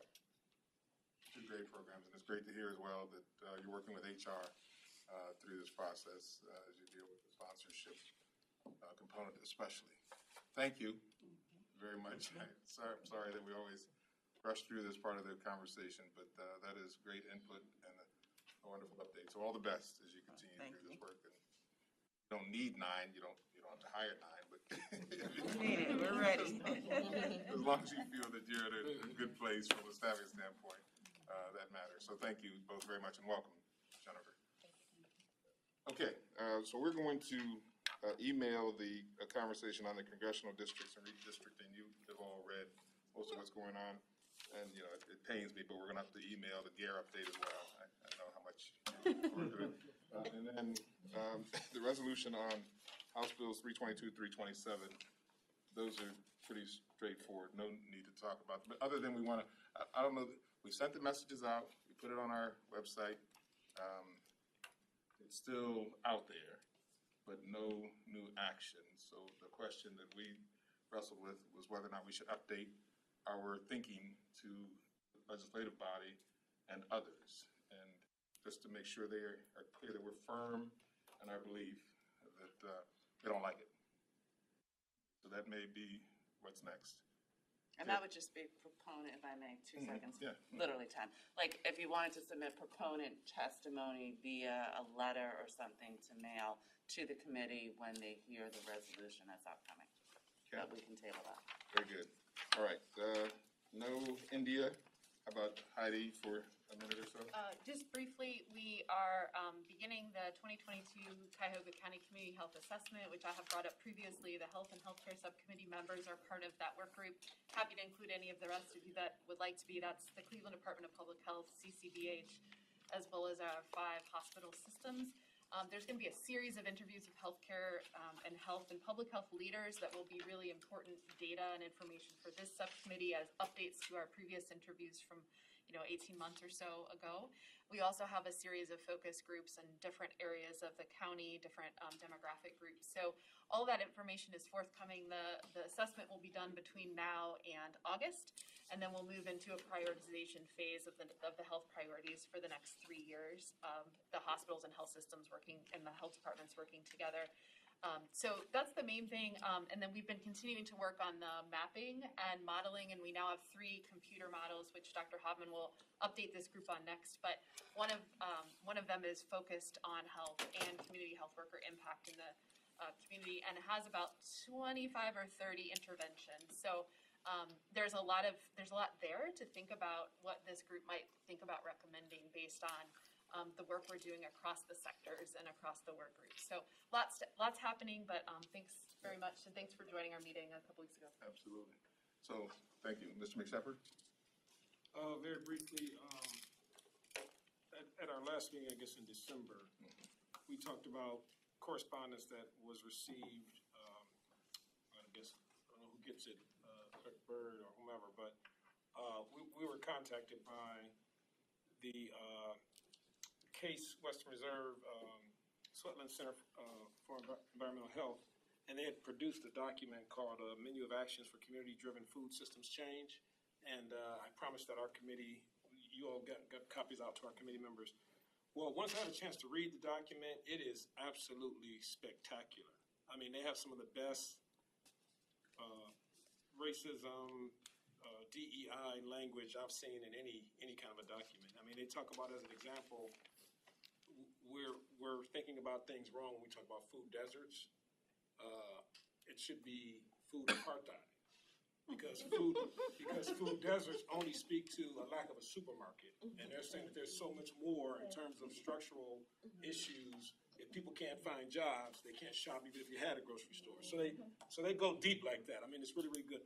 The director of this enterprise, Dr. Friedman from Case, really wants to present to Case. Okay. And that's something that we could maybe coordinate. I don't know if there'll be time for her after, if Adams comes in next month, we have to push her back. But you got him. But I think it would be worth it. It would be worth, a lot of good ideas that they have. She knows people, so you can make it happen. Okay. If she wants to come next time.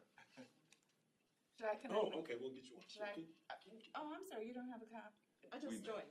That's right. I forgot she's our newest member to our Okay, subcommittee. I apologize. I should have gotten you one. I'm sure they're listening. You'll have one in 2 seconds. Mr. McShepard, should I connect with you for Dr. Friedman's information? Yes. Okay, and we'll try to get her if maybe for April? Yeah, she's definitely interested. Okay. Sorry, Mayor. Sure. Anything else, Randy?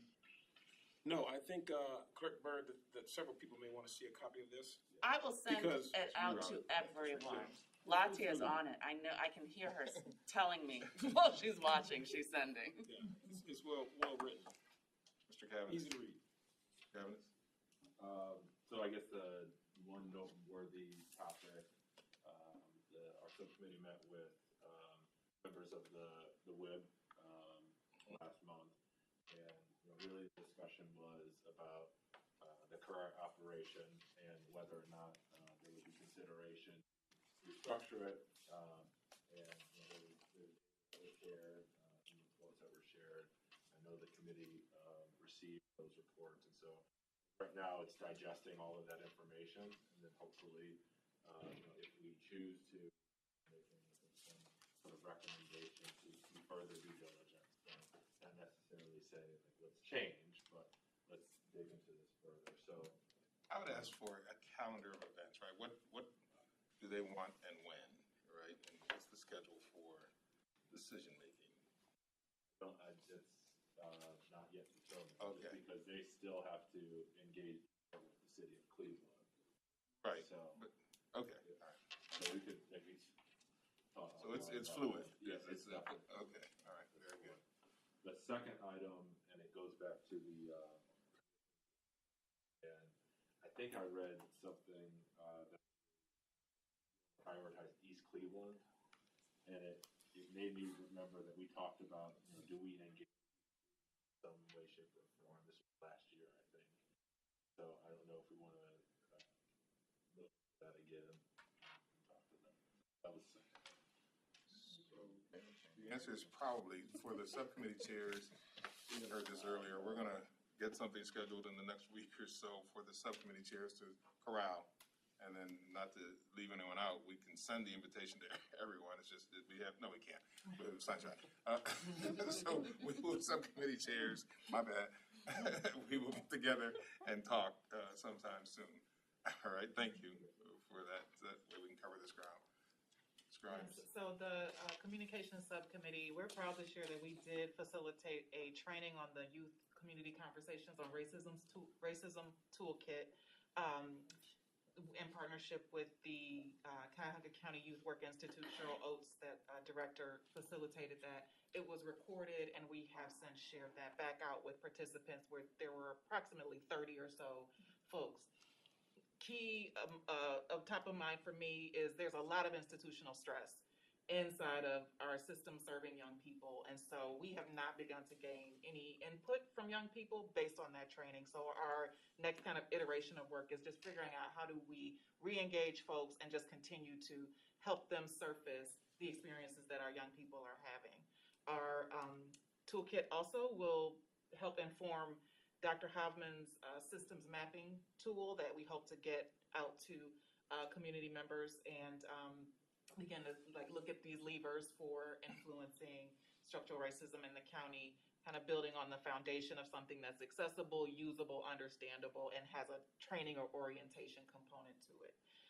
And then the work on the community survey continues. We are refining that document and hope to get that pushed out to the community soon. And let me just say thank you, right, for the work you've put into this.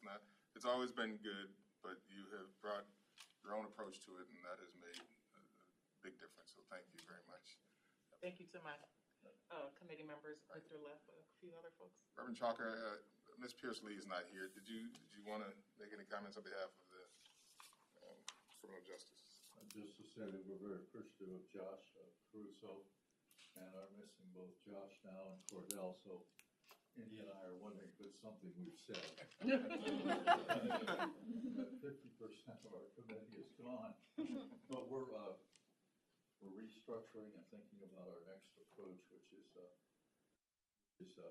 difficult, as I've explained in our meetings in the past. But we're in there. No doubt.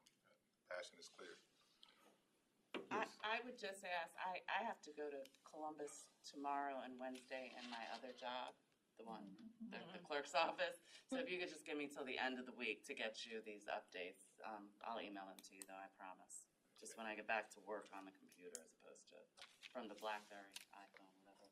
Our next meeting should be scheduled for March 14th around the same time. We'll put it on your calendars if it is not your calendars. Again, we likely meet in person. Any other thoughts, comment before we depart? Hearing none. Thank you all so very much. We are adjourned. I'll take a motion for adjournment. Is there a motion? Okay. All right. We're good. Thank you.